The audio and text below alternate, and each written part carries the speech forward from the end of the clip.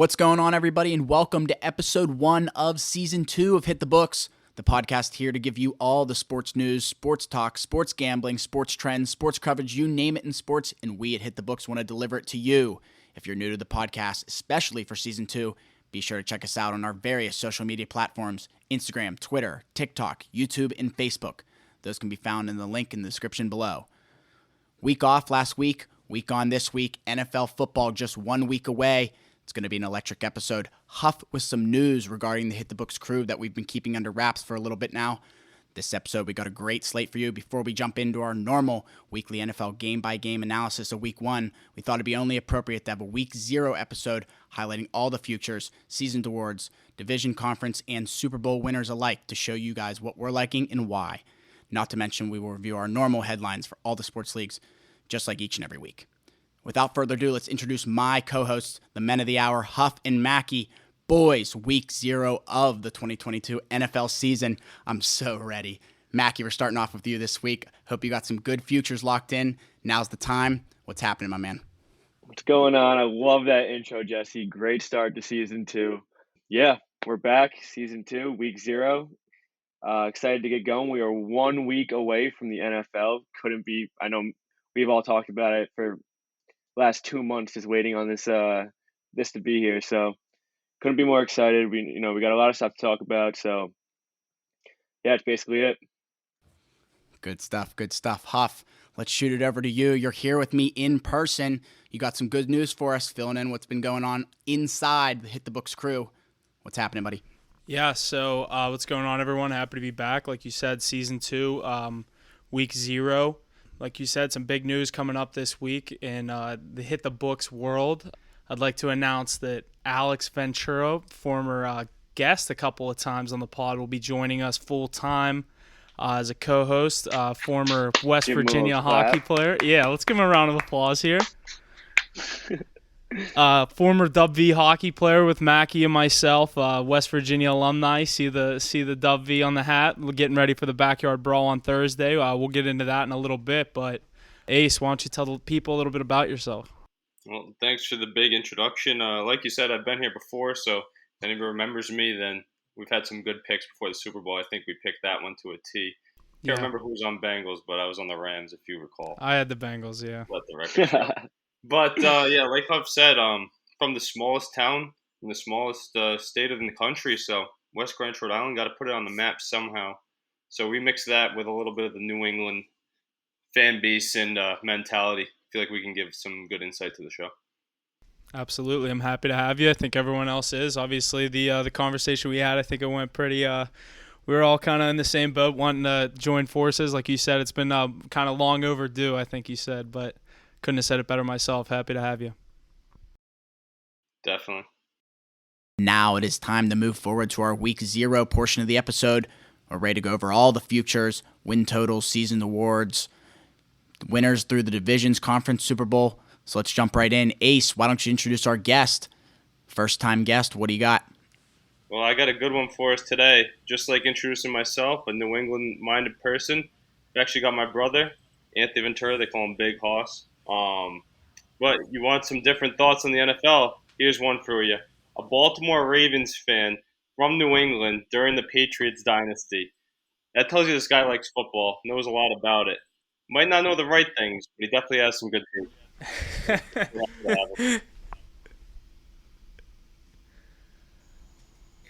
So, do you guys want me to come in now? Yeah. Yeah, so I'm so happy to have you guys here, honestly. Like, what a better introduction from my brother. I mean, like you said, I'm definitely a longtime sports fan, big time Ravens fan. I won't bore you with too many of the details as to how that happened, but if you don't know, the 2000 to, like, I guess now Ravens defense, just that's what got me into football. Ray Lewis, Ed Reed, my boy T-Sizzle. Like, when you're talking top defenses in the NFL, I'm sure all of our minds go back to NFL 2004, playing as Ray Lewis, just rocking guys. I mean, that's history of football to me, and that's just NFL Street 2 with Ray Lewis. Oh my God, just way too OP, and that's nothing better. Like, that's football to me. So definitely happy to be here, guys. Thanks for having me on.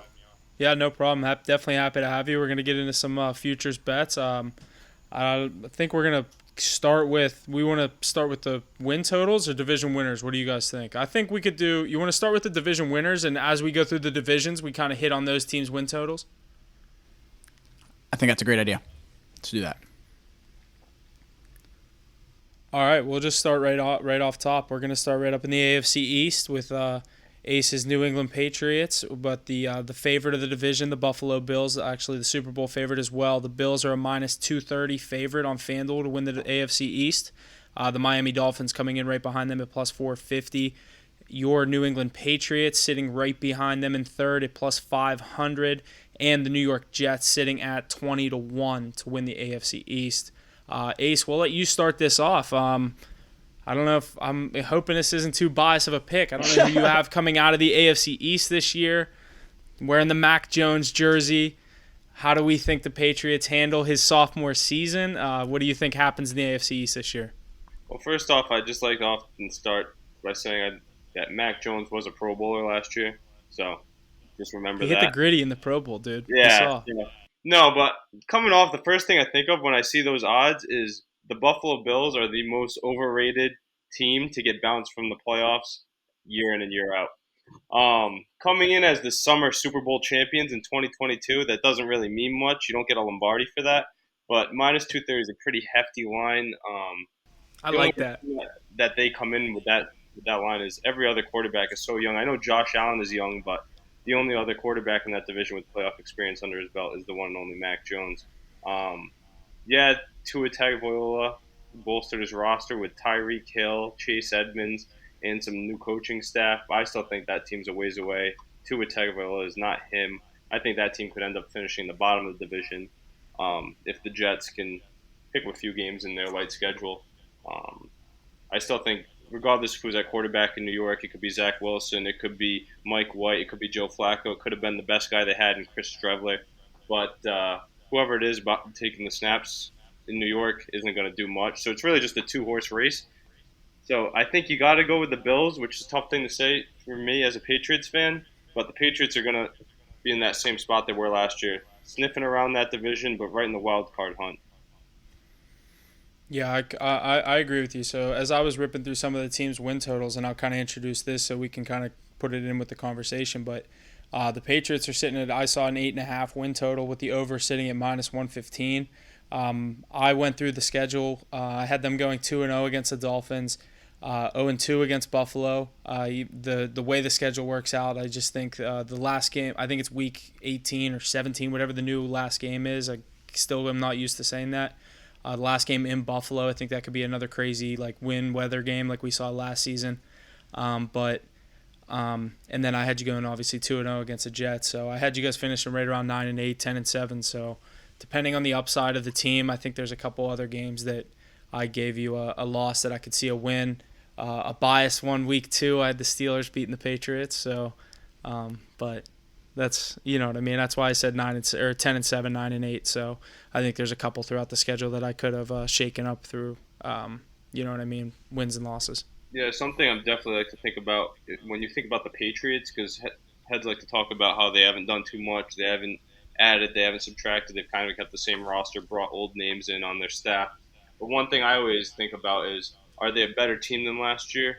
I think so, and they have another year under their belt. If they just went 10-7 and made the playoffs in Mac Jones' rookie year, I think they can supersede that this year.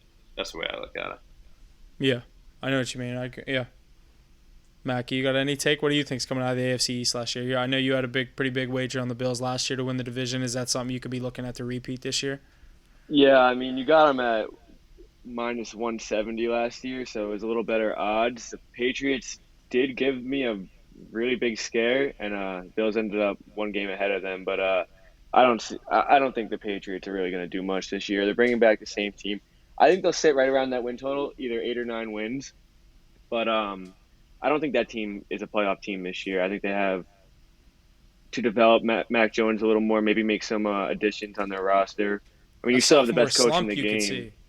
You could see that too, yeah. But you still have the best coach in the game, so you can never count them out. But yeah, I don't see them making the playoffs this year. I see them sitting around 8 or 9 wins. I'll probably go 8.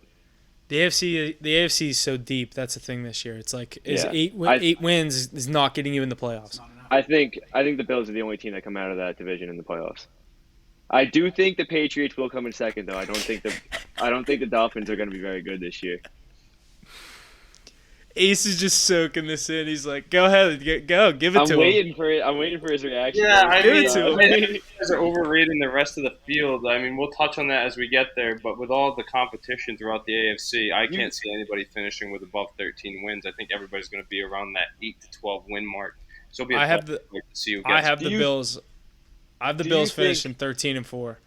Do you think that the Patriots are a top 17 team in the AFC?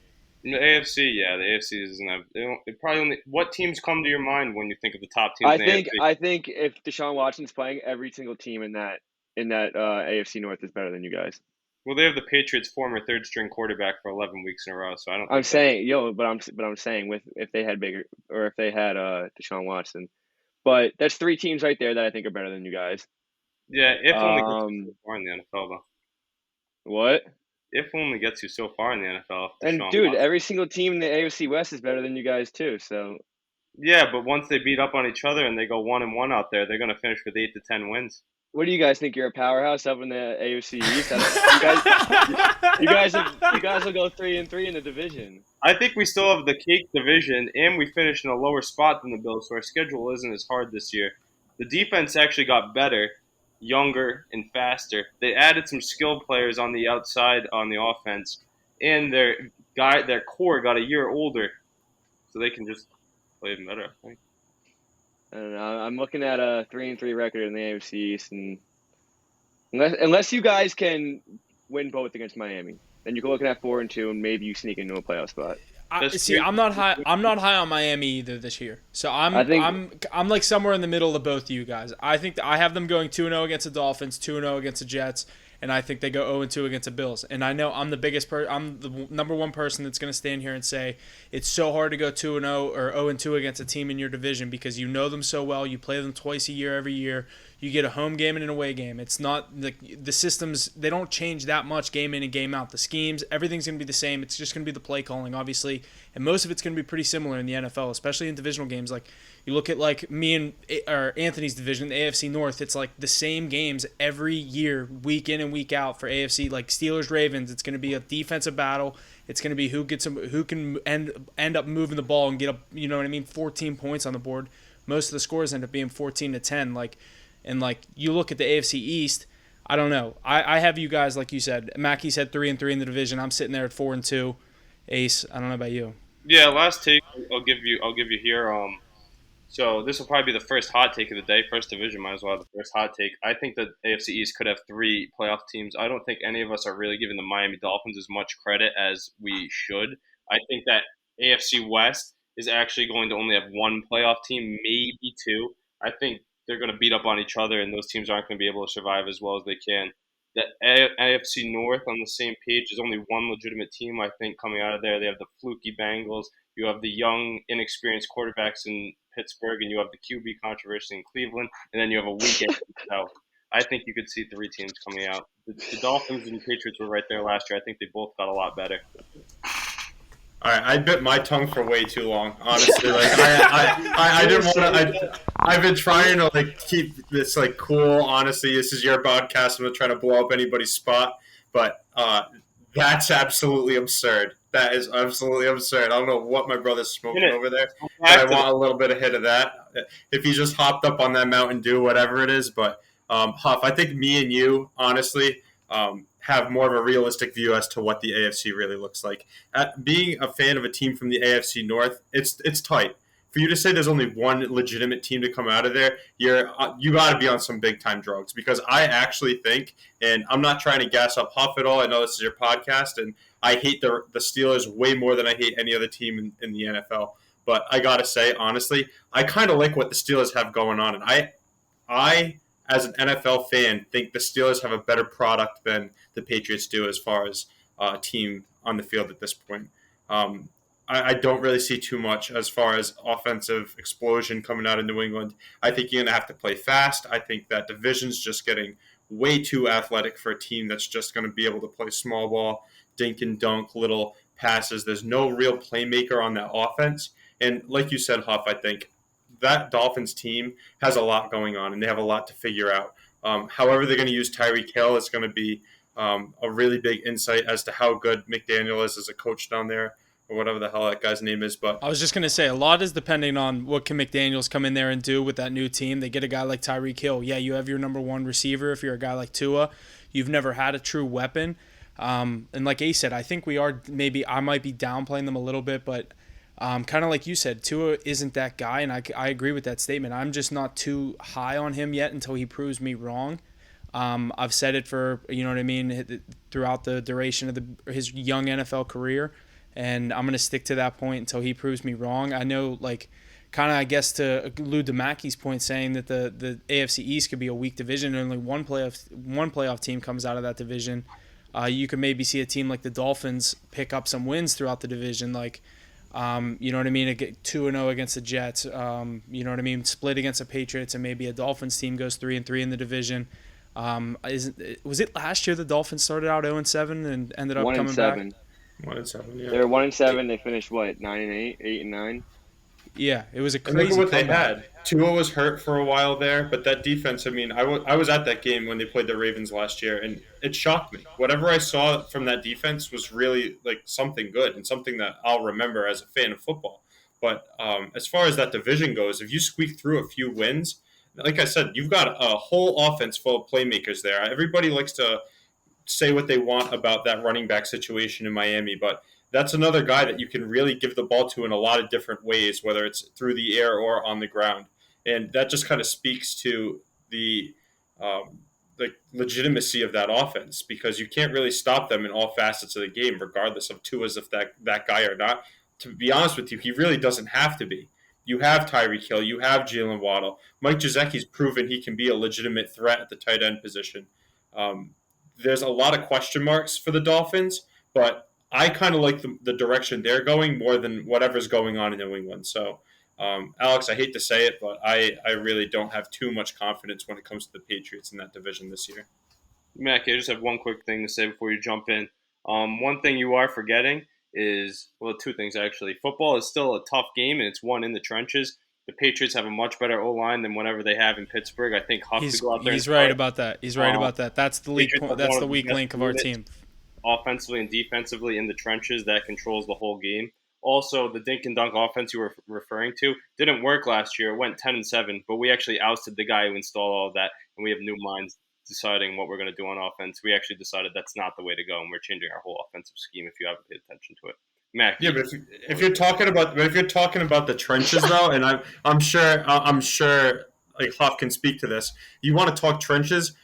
That's what that Steelers team is. So if you're going to start talking about it, that's where it's won. They were a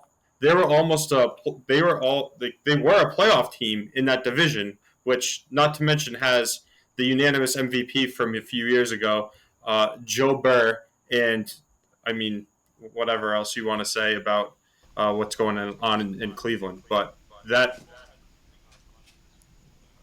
All right, let's not talk about the AFC North before we get here, because I'm sure we're going to spend way too much time there anyway. We'll get right into that right now. Let's just jump right into the AFC North. We got the Ravens sitting at plus 145, the Bengals sitting at plus 170, the Browns sitting at plus 370, and the Steelers sitting at plus 950. Anthony, I think you alluded to most of your point, but I'll let you start out on this. So, I mean, I when it comes to picking teams to come out of the AFC North, if I am scared to even say anything now, because last year, obviously we saw what happened with the injury situation in Baltimore. It was a strange thing that the Steelers made a little bit of a run, I guess you could say. And I do think the Bengals are a legitimate team. Don't get me wrong. I do think they're good, but they're very beatable. I obviously am a big believer in the Baltimore Ravens. I mean, what they did in this offseason is absolutely applaudable on every facet. The draft, the signings, everything that they've done to better themselves, they put themselves in the best position to win that division. So regardless if you want to say Lamar Jackson winning a Mickey Mouse MVP, whatever the hell that even means, he's an MVP caliber quarterback. And not to mention, he's going to get paid this year. So he's going to be at his best again. And now that Marquise Brown's out of the picture, I actually think the Ravens offense has a better chance to look like that offense that it did back when Lamar Jackson was just taking over it and saying, everybody get on my back. We're going to trust and play my brand of football. So bringing in guys like Isaiah Likely, who's had such a big impact in the preseason already, is going to be a monster this year as far as putting up numbers and being able to do different things against defenses like the Steelers, like the Bengals, that don't really have anything too crazy in the secondary. So when it comes to opening things up for Lamar Jackson, guys like Rashad Bateman will have a bigger role. Devin Duvernay, even these little names that you might not consider, will actually have some sort of impact on not just the stat sheet but the win total this year for the Ravens. So obviously, my pick is Baltimore to win that division simply because we really did put ourselves in the best position to excel and just succeed as far as making a playoff run this year. And back to what you were saying about Lamar. I mean, this, like we said, I've been a Steelers fan my whole life, and I kind of understand the overturn of the passing of the torch with what's going on in Pittsburgh right now, and on the Steelers, kind of the quarterback situation with what are we going to do with Trubisky and Pickett, and there's even the talks they were trying to bring in the conversation, like Rudolph was in there. It's like we've obviously had the 1A, 1B, and everyone knows the saying, if you have two quarterbacks, you have none. And like you look around the division, you look at the Ravens, they have Lamar Jackson, a guy that's won an MVP, won playoff games. He's been there before, done that, like you said, on a contract year. I'm betting on Lamar Jackson. I mean, my pick, just to get right into it, is the Ravens to win this division. But you look around the division, Joe Burrow in Cincinnati, a Super Bowl appearance, could be on the watch for an MVP in the next couple of years. I'm not necessarily too high on the Bengals, but I do think that was a Mickey Mouse Super Bowl run, Ace. I don't know if that's what you were alluding to, but I wasn't really too high on that Bengals team. I was betting on them last year because I think they were very profitable in the playoffs, but coming into this year, I'm not necessarily seeing too much value in the Bengals at plus 170 to win this division with the points, like we said, with the Ravens, the additions that they've made.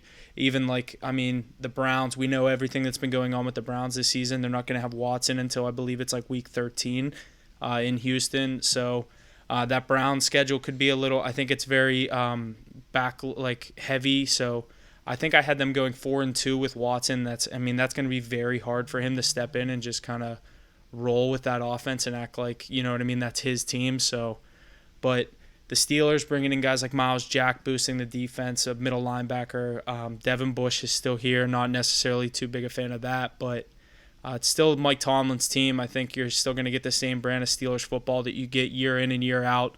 Let the defense do the work. If the offense can put up 17 to 21 points on the board at Acrisure Stadium, I like our chance to win the game. But I'm going to sit realistic on this one. I like Lamar to win MVP personally, but I also like the Ravens to win this division. Ace, I don't know about you. Yeah, not to turn this into the John Harbaugh love fest, but I also am high on the Ravens this year. And believe it or not, that's the one future I have in to win the Super Bowl is on the Ravens so far. I think the only thing that stands in their way is themselves. As we can see, longevity is a problem for them. That's why I think you see ads like Kenyon Drake and Mike Davis and even more secondary help. They're just getting bodies because if you saw last year, they were that team. They were in the game with guys like Tyler Huntley leading the way, and it just came down to depth. And whatever it is in Baltimore, I don't know what's in that water down there, what they're drinking, but they just need to stay on the field because if they can, they have enough talent on both sides of the ball to make a deep run. And they've already had that playoff experience. Lamar's had an MVP season. He's won a playoff game, I believe. Am I right about that? He's won playoff win. Yep. So he's already done that. So he doesn't even have the monkey on his back anymore. I think he can take this team as far as their health lets them. With the legendary coach like Harbaugh and future Hall of Famer Justin Tucker, they have everything it takes. I know it's a tough division. Like I said before, the Steelers' offensive line and quarterback issues seem too strong for me to have them get over 8 wins even. I think they're going to be sub 500 because that's such an important part of the game. They're just going to go through those growing pains. That defense will keep them in games, don't get me wrong, but I don't think they're going to do much more than they did last year. And then the Bengals, I think they've been frauds for a while. I think Joe Burrow comes back down to earth this year, but we'll see. Yeah, it's crazy we're all saying this after the Bengals made it to the Super Bowl, but I actually have the Ravens winning this division as well. getting them at plus money after, like Anthony said, all their offseason moves, their draft, their signings, and everything. And that team was injured a lot last year. They had a lot of issues. They weren't healthy a lot of the year, and they fell to the bottom end of that division. But I think Lamar Jackson has a crazy year, definitely on a contract year, so he has to have a crazy year. And Anthony, you got anything else? Yeah, honestly, Mackie, I really appreciate you jumping on the Ravens bandwagon for this one, because with your support, I know we can go pretty far. But I really do have to touch on Alex's point too. It's not really necessarily the water in Baltimore bringing the Ravens down, or more of the fact, whatever the hell's in the water in South Florida, let's keep breeding these quarterbacks. I mean, have Tyler Huntley just come in and play the way he did was just unbelievable from a fan standpoint. Not even just a Ravens fan standpoint, but a football standpoint in general. You see teams hurting for quarterbacks, doing anything they can to bring in whatever Baker Mayfield they can get, or I don't know. I see some of these names that are starting, and I don't understand how Tyler Huntley isn't one of those guys, but that's a completely different conversation. What I really wanted to touch on, because I don't get too many outlets to really stand on my soapbox, so I'm going to take that opportunity right now. Pay Lamar Jackson. I understand all of your concerns with the injuries, the longevity of a mobile quarterback. I understand all of that. But when it comes to just throwing the football, being able to make plays, being able to win games, Lamar Jackson has proven week in and week out, if he is on the field, he is the most dangerous guy with the ball in his hands. Now, with thinking about last year, the game that always comes to mind, there's actually two of them, but the game that always comes to mind is that game against the Chiefs. I don't know if you guys really remember that on primetime, but Lamar Jackson had a day. He went nuts. I don't know, Huff, if you can pull up his actual stat line, but that was week 2, right? Yeah, when I was watching that game, it's not just his play on the field and what he's doing as far as numbers, it's when he's doing it. A few times he scrambles, he gets away 8 to 10 yards a game. That is what puts you in the position to win games. So when you hear things like big trust, everybody likes to make fun of that or laugh at that, whatever. He brings that mentality to the team, and that's what's going to push this young core forward and really propel them to be in a good position to win a Super Bowl. Do you want to stats? Yeah, let's hear it. All right, so he's 18 for 26 with 239 yards, a touchdown, and 2 interceptions, but he ran for 107 yards and 2 touchdowns. That's nuts. So everybody, obviously, the biggest thing I heard from that whole thing, great stat line, by the way, the biggest thing I heard, though, were those 3 interceptions. I guarantee you, those on one of those interceptions, I remember it was a ball that he forced to Marquise Brown, and I remember exactly when he did it. I think it was in the red zone. They were driving early in the game, and he tried to force a ball to Marquise Brown in the red zone. And without a guy like that on your roster, you have Devin Duvernay, you have Mark Andrews. Those are the guys that can be the people that take up those pass attempts and really give you a little bit better of a position to win the game. You don't need to manufacture them the ball. It's people you can rely on, and with a more manageable offense, putting the offense on Lamar Jackson's back is not what you can do, it's what you have to do. And in order to do that, you have to pay him. They said, I don't know if you guys saw on Twitter recently, I think it was last night I was watching, he responded to a comment where a guy was like, some random head on Twitter was just like, oh, they offered him $250 million and he didn't take it. And he said, no, they didn't. I think you need to hand that guy a blank check and say, whatever it is that you think you're worth, we'll pay you. Because that's what he's worth. I mean, yeah, they're right. Put your amount on it, and we'll I have a question, though. Do you think he gets paid more towards like Deshaun Watson with the $220 million, or Derrick Henry like the other running backs? I think we should put Alex on mute for when we're talking about things intelligently. I actually just looked at it now. To be honest with you, this is nuts to say. And honestly, Huff, Mackie, anybody with a brain in their head, if you want to talk me down a little bit, I just looked at the contracts for quarterbacks, and honestly, right now, I think he's worth more money than Patrick Mahomes per year. I think No, he's worth more. I saw actual Patrick Mahomes isn't the highest paid quarterback. That's what I'm saying. But look at the list. So I think he's worth more than Mahomes. Just saw reports that came out that said he's going to be the second highest quarterback. I don't know who the second is right now, but it's between Watson and someone else. Rodgers. I disagree. I mean, Mahomes is a Super Bowl dude. He's also been to the East or the AFC or he's on a team-friendly deal. He's been to the conference finals. He's been to the conference, but the deals are getting championship bigger. 3 years. Yeah, but he's also on a team-friendly deal. You think about who you had to pay. He was trying to keep guys around. Lamar Jackson, there's nobody else you have to pay. You're going to have to pay Andrews. You might have to pay all these other weird people in the defense, whatever it is. But Lamar Jackson's the guy. Without him, you don't have anything. There's no success without him. At some point. Well, you signed Mahomes, and then you got rid of his number one target in Tyreek Hill. I mean, our number one target's Mark Andrews, who also you're going to have to pay. But it can't start without Lamar Jackson. You need to pay him. He's right. No, yeah, I 100% agree that you need to pay him, and I think he deserves the big bucks. But I don't know if you can put him ahead of Pat Mahomes. Just guaranteed the money to Deshaun Watson in Cleveland, who hasn't played football in 2 years.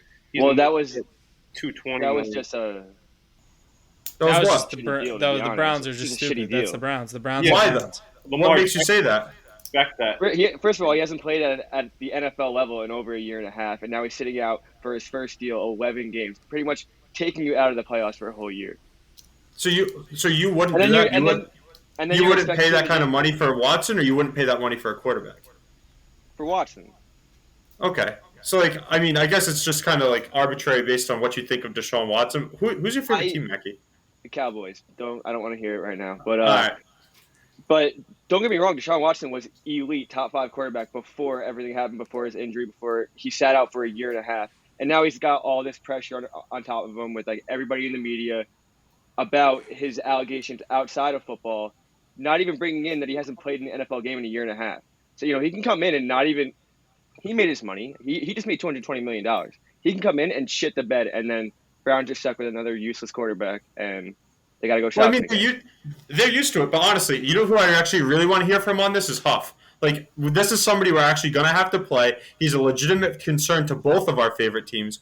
But to be honest with you, when I'm thinking about the AFC, I think of it as obviously first the division for sure, but it's Patrick Mahomes and Josh Allen. And after that, it's Lamar Jackson if he's not over Mahomes or Allen, obviously. I think you can include him in the same field as Josh Allen. I don't know what Josh Allen has done that Lamar Jackson hasn't. Josh Allen is 0-3 in playoff road games. So how is he looked upon so highly? No, but Huff, when you're thinking about the division as a whole, then we'll just put it into the division.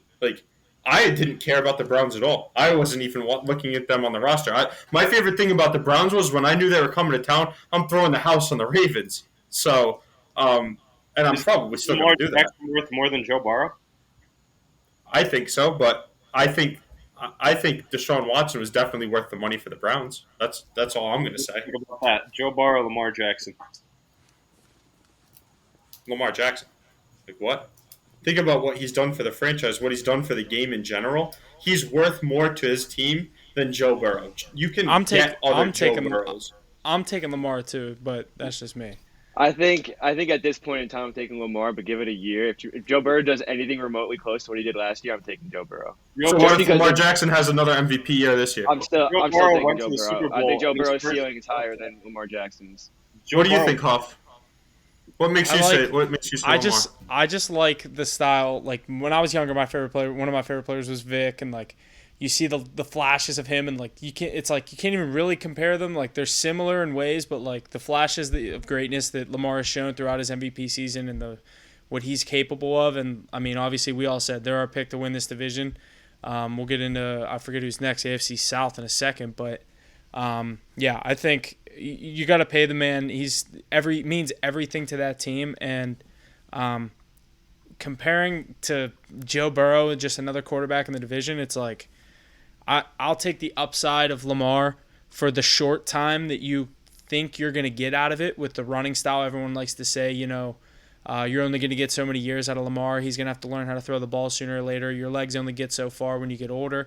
I'll take the short stint, I guess you would say, just to I don't even think it's going to be that short. I'll take the window of greatness with Lamar right now over the potential of Burrow right now. I'd say.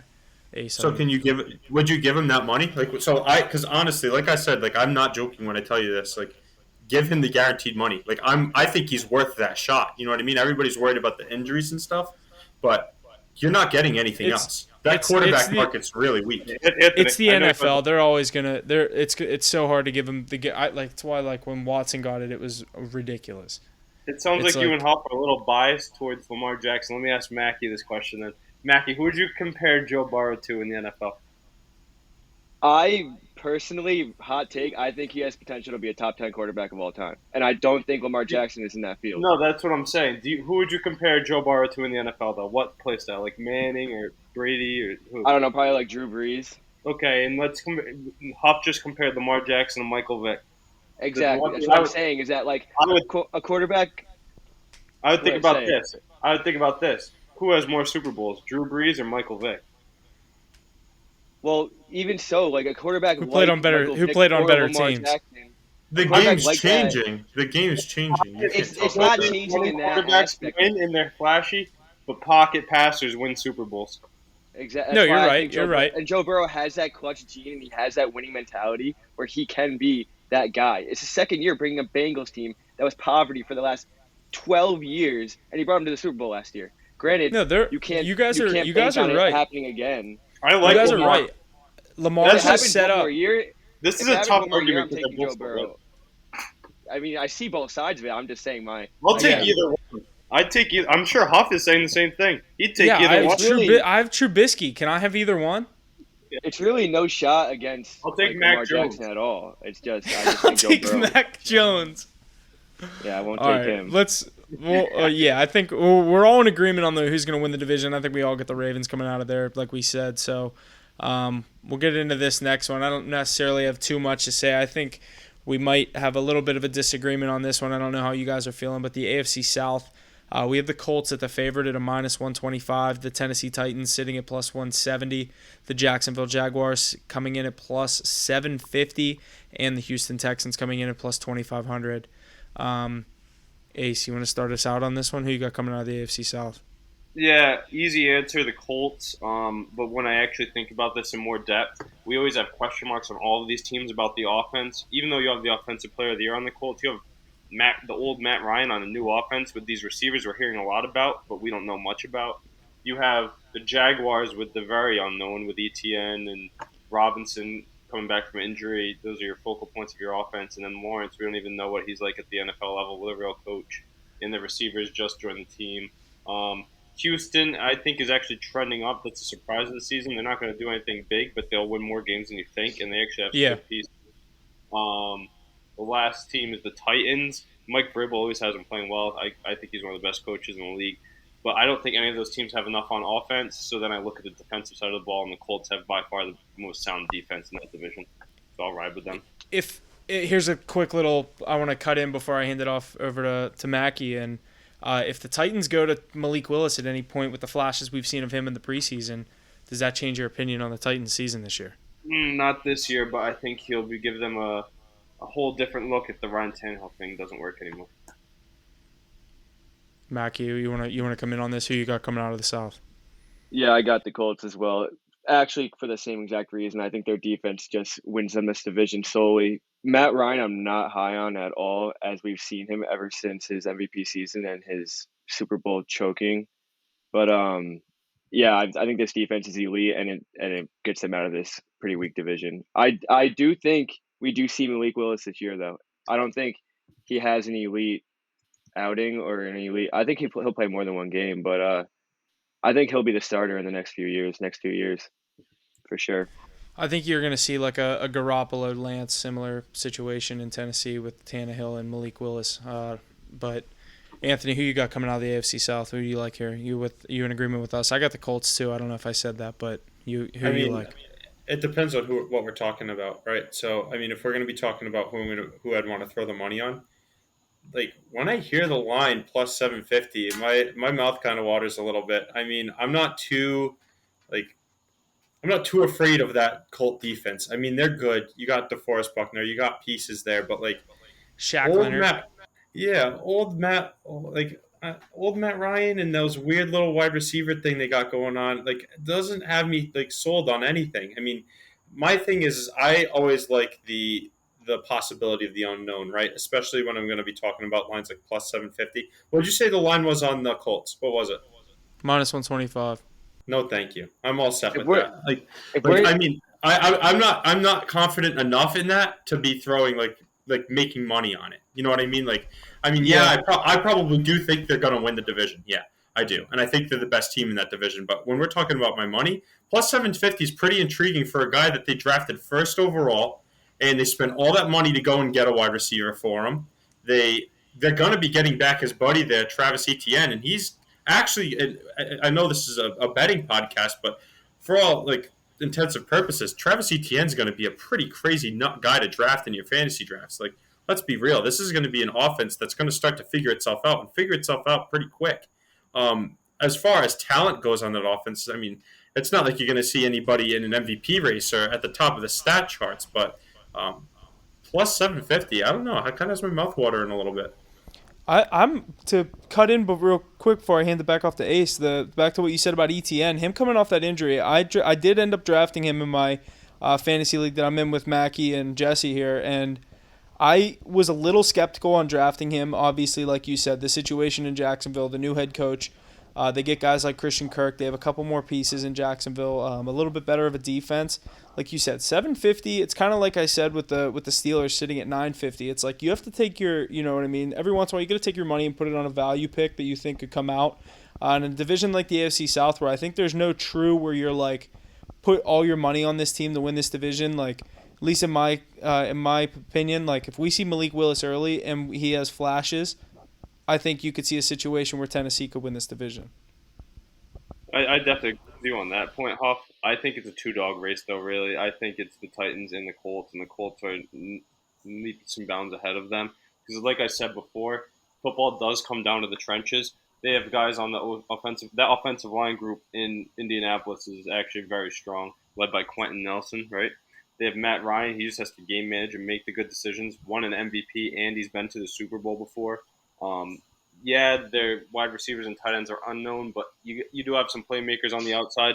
But when we come back to that defense, Anthony, you just touched on DeForest Buckner.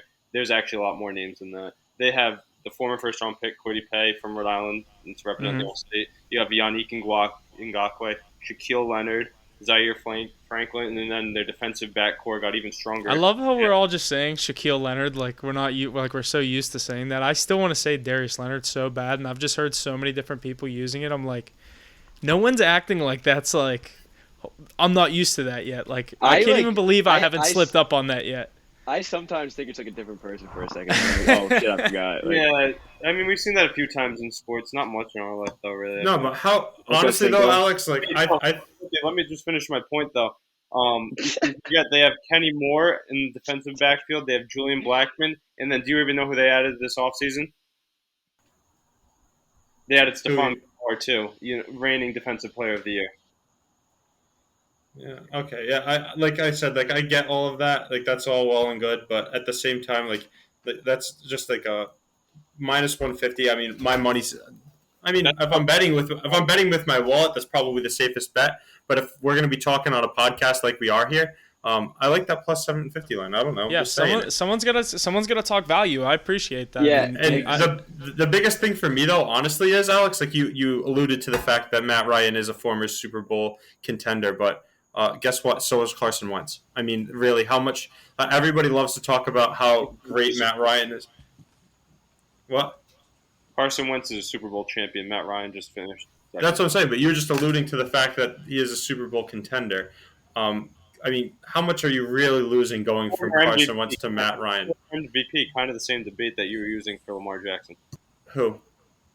Matt Ryan. Wasn't Carson Wentz an MVP too? No.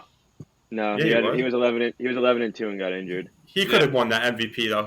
I mean, he was a front runner, but he got injured. Yeah, but like I'm just saying. I mean, I see where you're going with this. Yeah, I see where you're going. I agree with you 100%. I think this is a two-man race. But if we're talking value, you're not going to put the money on either of those teams because, I mean, we saw the Bengals last year. What did they open up like plus 2,500 to win that division, and they ended up winning it and then going to the Super Bowl. I mean, Jaguars have a nice young quarterback too with a new coach who they needed to get rid of Urban Meyer, obviously. Got a nice running back coming in, Doug Peterson. You That guys are talking division- about the Eagles. Yeah, Doug that division Peterson. is definitely up for grabs. I mean, plus 750 is not an awful price. It's probably the best value play you're going to take here. What's the price on the Titans? Because I do think Mike Vrabel and Derek, you have the best running back in the NFL. I don't know why people don't say he's not. I still think Derek. Jonathan Taylor is sitting there right next to him in the same division. Yeah, Jonathan Taylor's coming off the best year on a better offense. Yeah, but do you think who's a better running back? Do you think Derrick Henry or Jonathan Taylor? I think Jonathan Taylor's a more safe option. I think Derrick Henry is liable to get injured this year, especially coming off it. Wasn't that his first injury though? What? Wasn't that his Titans first are last year? Yeah, Titans it was are his plus first injury, 170. but it's all it takes for a big man like that, dude, for a recurring theme. And you know what's even stranger too? Because I wanted to touch on this too, actually, Mackie, because I do think Derrick Henry is the best pure runner in the NFL. Actually, you're not wrong there. I mean, he's a guy you can give the ball to 30 times a game, and when he's healthy, he's unbelievable. But just because I absolutely, like I said, we need to touch on it again, just because I think the running quarterback is the best thing about football right now, and it's the most dangerous thing for people to try and stop. We don't know what we have with Malik Willis, right? So I'm sure we're going to see whatever he's got this year at some point, but whatever it is, like that offense still runs through the king, and it's going to be running the football 30 times. It's going to be a lot of option plays if you see Malik Willis. So they're definitely going to put themselves in a good position to win, and we've said it before, that division's up for grabs. Again, plus 750, I'm just going to leave it at that, the Jags. Do you know how much is remaining on Ryan Tannehill's deal? How many years? I don't know the exact years on it, but like I said back, I think you could see a similar situation with what's going on in San Francisco if things, start to slip with Tannehill and they go to Willis. Yeah, that's what I'm saying. Like, I think Malik Willis is the better option, but Tannehill has the pedigree. He's been taken in the playoffs, last 3 years? Didn't they win the AFC last year in the regular season? How do you bench that guy right away? Yeah. That's what a lot of people are saying. They were the one seed. A lot of people are discounting what Tannehill's done throughout his career. They're saying, like, what's this guy done? You're seeing what Malik Willis is doing in the preseason, and like you said, they were the one seed last year, getting the bye. So, staying in the AFC, we'll jump out to the West. We got the Kansas City Chiefs coming in as the favorite at plus 155. The Chargers at plus 240. Broncos plus 260. Raiders plus 700. Let's ride. Let's ride. I don't love the value on the Broncos here. Personally, I think you probably could shop it and find it a little better. Without a doubt. But Broncos. My pick's easy for this division. Really? Go ahead, Ace. You start. Oh, I've got the Raiders. I don't understand why people are sleeping on that team. That they have so much talent on both sides of the ball. You have Chandler Jones coming off one edge, Max Crosby off the other. You can ground and pound with Josh Jacobs, so underrated. I don't know why. You have Darren Waller, you have Devontae Adams, Hunter Renfrow, and then a bunch of skill guys behind them. One of the best offensive minds in the game. I have a Hold question. on, I want to cut in here real quick. I have just to make this clear. So you said we're all sleeping on the Raiders. I couldn't pick a true favorite for this, and I make a division winners parlay every year. I made 4 because I wanted to pick one from each of this division. The rest of my picks I'm set on. This one I'm just like, whoever wins this division, I'm good on. It's all too new. Who do you But think the is the worst quarterback in this division? Not Derek by Carr. much, though. What? He's not the worst by much, though. But you think that the worst quarterback comes out of this division with all, like, I don't know. I just don't see that happening with all. He's the worst. These are 3 elite quarterbacks, elite top 10 quarterbacks, and then He's have the Derek worst Carr. out of the top. He's the worst quarterback in this division, but all 4 are top 15 quarterbacks. I think Derek Carr sits right around 15. I don't know if you can definitely put him in 15. 12. 12. Well, I don't know, dude. Like, you think that the Raiders team around Derek Carr is better than the Chargers around Justin Herbert? I think that his offense is way better. Who's the tight end in Los Angeles? Yeah, I like Waller in Vegas. I like Adams. Renfro. I like Adams over Allen, and I like Mike Williams over Renfro, but they're different receivers. Yeah. Yeah, Renfro is more of a I like Jake. I like agile guy. I mean, you got to say Eckler over Josh Jacobs. Wait, can I just mention something too, really quick? I just didn't know if we knew this. We're just kind of chopping it up. Go ahead. If we're talking about the AFC West, there is one name that comes to mind, and it's Patrick Mahomes. Like, I mean, Jesus Christ, boys! Like, I understand that like everybody's done all these huge improvements to do one thing. It's to try and beat Patrick Mahomes. Last year, I don't think they were really ready to play that game against the Bills. That game was just an absolute classic to watch. I applaud Josh Allen for what he did. That Bills team looked great at the end. And I kind of hope to see them continue on that path because it's just really fun to watch football. But when we're talking about talent, like the Chiefs have it at every facet when it comes to the offensive side of the ball. Now, Mahomes obviously loses Tyreek Hill. We don't know what he has in Mecole Hardman. Juju Smith-Schuster is definitely going to bounce back. I'm sure Huff's sitting there just absolutely chomping at the bit to try and draft him in every league he's got. But Travis Kelce, the best tight end in football. The TikToker. Like, I don't want to suck off the Chiefs any harder, but Patrick Mahomes, ladies and gentlemen, I mean, believe it or not, he's still disgusting. I think, obviously, like the Chiefs are my pick to come out of that division. I like what the Broncos are doing a lot. What did you say the line was on that one, Huff? Broncos are only plus 260 on FanDuel. I think you could shop that and get them around plus 300. Because that's actually 260 on DraftKings too. What'd you say, Mackie? I got them at the same price on DraftKings. 250? Okay. No, 260, but the Chiefs are plus 175, so that's a better price. Go ahead, Anthony. But like honestly, like I really am excited to watch the Broncos this year, right? Like Russell Wilson, we don't really know what Dangerous has like left in the tank. We don't really know what it's going to look like this year. I mean, he didn't show any signs of regression, but like he got hurt a few times and things just looked weird. It's a whole new atmosphere for him. Things looked weird in Seattle, but it is mile high country, and I think the Cortland Sutton, Jerry Jeudy, got a lot of mouths to feed. Albert all those offensive nutcases they have in Denver. I definitely think he's able and ready to like cook because I mean he's definitely in the kitchen now. With a coach in Nathaniel Hackett that's ready to unleash. He hasn't had a quarterback like Russ that's been able to really kind of give the offense to its full potential. He's got a bell cow running back too. Like Chris Carson was good, but Javonte Williams. Yeah, he's got the duo with Melvin Gordon, Javonte Williams. I think there's no doubt they have firepower on that offense. I think there's a lot of holes on that defense though. That offensive line again in Denver is a glaring issue, and we've seen Russ struggle with that in Seattle. He hasn't come to true form ever since he had a decent O-line. I think we're also overlooking the Chargers. They have a lot. That's like the most consistent team coming in from last year, and they added that defense. And who do they have on that side of the ball now? Joey Bosa, Kenneth Murray, J.C. Jackson, Derwin James. They added Khalil Mack. That defense is going to be overpowering Justin Herbert with Keenan Allen, Mike Williams, Austin Eckler, Isaiah Spiller. I mean, I think I have it reversed from you guys. I think it's going to go Raiders, Chargers, Chiefs, Broncos. I don't see Russell Wilson isn't showed regressed every year. Chiefs in a wild card spot. Chiefs fighting for a wild card spot. It's going to come down to a tie at the end with other teams. The Dolphins and Patriots, like I told you about.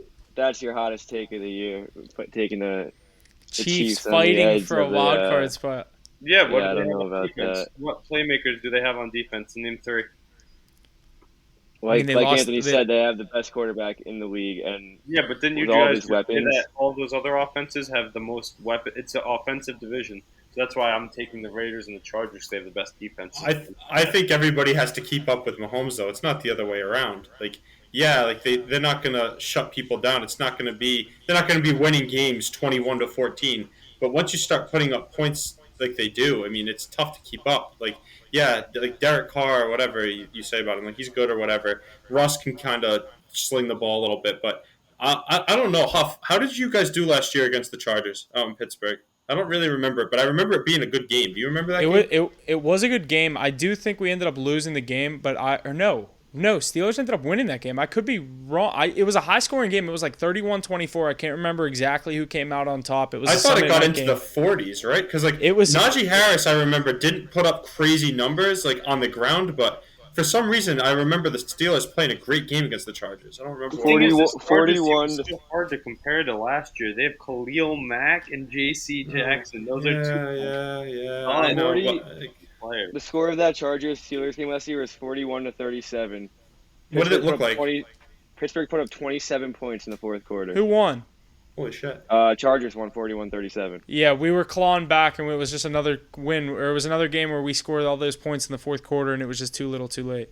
No offense to Huff, but that's a fluke if it's 27 in the fourth. 28-3 is not a fluke in a Super Bowl, though. Super Bowl. Well, they won it. You know what though? I don't really call it a fluke, but like that defense last year couldn't stop the run. I mean, yeah, you bring in Khalil Mack, J.C. Jackson. Mack is. I'm just not convinced on the whole J.C. Jackson thing. I still think that pass defense is like nothing to really be afraid of. Khalil Mack is the only thing that really can, I guess, shake things up for that defense. But it was there before. You have Joey Bosa, and you have like a whatever it is linebacker core. Again, I don't even really know the names out there. Reed is like a top 3 quarterback in the NFL, though, right behind Mahomes and Allen. Justin Herbert's Justin Herbert's good. I don't know. Honestly, I'd like to hear Huff's take on Justin Herbert because I keep going back to the AFC North guy, my guy out there that knows football. Like, let me hear what you think about Justin Herbert. So I like what the Chargers did this offseason. Like, I mean, like you said, Ace, J.C. Jackson, you bring in a guy like J.C. Jackson, Khalil Mack. The defense is what it is with Bosa, and they've had their, Kenneth Murray at linebacker. They have positions kind of all around the field, and you look at the offensive side of the ball. We said Keenan Allen, Mike Williams, Eckler. They just brought in Sony Michel today. And like with a guy like Herbert, it's going to come down to what can he do. And see, you know what I mean. Sooner or later, he's gonna have to win a playoff game this year. It's this year is gonna be he's gonna be under the microscope, and I know he's in a tough division. He's gonna have to get there first. So, and with the way this division kind of shakes out, I think it's gonna be tough. But they do have one of the better defenses in this division. I think them getting them at plus 240. I mean, you're gonna get any of the teams in this division at a good price, in my opinion, because of the way that we all kind of are picking different teams. It could go any way. But I think the Chargers could come. I mean, their schedule, when I went through this, each of these teams' schedules, I actually had the Chiefs with the best record. So I'm going to end up picking the Chiefs to win this division. But I did have the Chargers in a wild card spot. I think I had them sitting right around like 11 or 10 or 11 wins, maybe 10 wins. Who else did you have in a wild card spot? I just kind of went through win totals, and I was kind of basing it off win totals and like trying to remember who I had against who. Mm-hmm. But I definitely would have the Chargers kind of winning, you know what I mean, a couple tiebreakers throughout the season. When you talk about the Chargers personally, though, they don't scare me. They don't scare me the same way Mahomes scares me. They don't scare me even the same way that Ross does. Like, Justin Herbert's good, but like Keenan Allen, like Mike Williams, those guys are good, but those are people that I feel pretty good playing against, especially as a Ravens fan. But let's hear everybody's pick. How you guys feel about that in the AFC West? I think it's the Raiders. Who do you guys have? I'm gonna go with the Chiefs. I think the Chiefs come out on top. It's hard to go against Mahomes. I'm with Mackie. I do think the Chargers. I think the Chargers go 12-5, and the Chiefs go 13-4. Wow. What do you guys think? I got the Chiefs. Chiefs as well. Yeah. Everybody's on the Chiefs. Easy money. I thought that was honestly just common knowledge. I'm actually surprised to hear you say that, Alex. I don't think it's as playoffs. It's not as easy. I think Mahomes still plays great. Past years, 100%, but after. All right, next up, let's jump into the NFC North. Leading in the odds standings, we got the Green Bay Packers coming in at minus 155, Vikings at plus 240, the Lions at plus 950, and the Bears at plus 1200. I think this is going to be an interesting division, even though I do believe the Packers are going to come out on top. I want the Hard Knocks Lions to do something interesting this year. What do you guys think? Mackie, why don't you start us off? I think a minus 155 line is kind of crazy for the Packers and Aaron Rodgers, who literally went 14-3 last year. I mean, you lose Devontae Adams, don't get me wrong, but that team is still what it is. It's still Aaron Rodgers. We've seen what he's done. He's the best regular season quarterback, I think, of all time. But I've actually seen a lot of people take the Vikings here, and I don't know what they've done, besides you having Justin Jefferson in his second year, and I don't really know what else. But I think the Packers at -155 odds here is just a steal. Yeah, I mean, I'm actually in on the Minnesota Vikings in this division, which is crazy to say. Captain Kirk, he's the man. But they have so many weapons out there with Dalvin Cook and Justin Jefferson and Adam Thielen. You see they trade for Jalen Reagor. He's a bust. They've had everyone. Jalen Reagor's trash, dude. I'm joking on that Jalen one. Reagor is awful. I think this is more of the perfect storm for the Minnesota Vikings. I'm not high on the Packers this year. I think they lost Zadarius Smith, didn't they? So that's a tough blow to them. Losing Devontae Adams hurts. I think Rodgers keeps taking year and year off. I think he's going to catch up to him at some point, and this could be that year. I still think he's going to put up good numbers, like I said with Mahomes out west. But I think he's not going to get in as the top seed in his division. He's going to still sneak in as a wild card. I like the Vikings there. And then a touch on the other teams in that division. I do think the Lions are going to overachieve last year, which isn't saying much. If you heard what I said about the Texans saying they'll overachieve, I think the Lions will do the same. They're in a good rebuild, but they're still not there yet. They're a few years away. And I think the Bears finished as the last team in the NFL. I think Justin Fields is okay, but the team around him is so putrid that they can't do anything. So I'm going Vikings, Packers, Lions, Bears. Definitely a two-team race, I think. We can all agree on that. Yeah, I know I stepped away for a second. I don't know who all went. Was it Ace? Was it just you? No, I took the Packers. Okay, yeah. So I was gonna say I don't know who was gonna go with Packers and Vikings. I kind of had the same situation with this being a two-team race in the NFC North. I'm going to end up going with the Packers, the experience with the back-to-back MVP that you get with Green Bay. I know you have the departure of Devontae Adams, but you still have guys like Lazard up there, a veteran at this point of his career. He's been there with Rodgers in the same offense for a couple years now. I think he can step into that number one role, not necessarily easily. You look at the comments that Rodgers said earlier on, it's kind of messing with Devontae after what he said about Derek Carr. But I have faith in the Packers and what they're going to be able to do this season. But that's to no disrespect to what Minnesota is doing. I do like Minnesota's team. I think you're going to have a big year from Kirk Cousins, Justin Jefferson, Dalvin Cook. A lot of that team up in Minnesota I think is due for a big year. So it's going to be interesting to see what they can do. But back to like what you guys were saying about the Bears, I don't see any value in them even at plus 1,200. This team has no shot to win this division. Justin Fields could come out and look like an absolute superstar, and like you said, Ace, there's just not enough of the team around him. I mean, I think his best target too, Cole Kmet and Darnell Mooney, David Montgomery. Like, yeah, come on, there's not much to work with there. And then obviously we know what's going on up in Detroit, like you said, a couple years away. But I do like what Dan Campbell's building up there, and with Hard Knocks, I just can't get enough of this guy. All the fucking, hey man, come on man, like this dude, last year with all the biting kneecaps and stuff with the Lions and all the rip that this dude was taking, but I'm rooting for what he's putting together in Detroit. Yeah, I'm actually. They got my boy Jamal Williams out there on the Lions too, so you got to root for him. Yeah, I honestly just wanted to add real quick before we move on.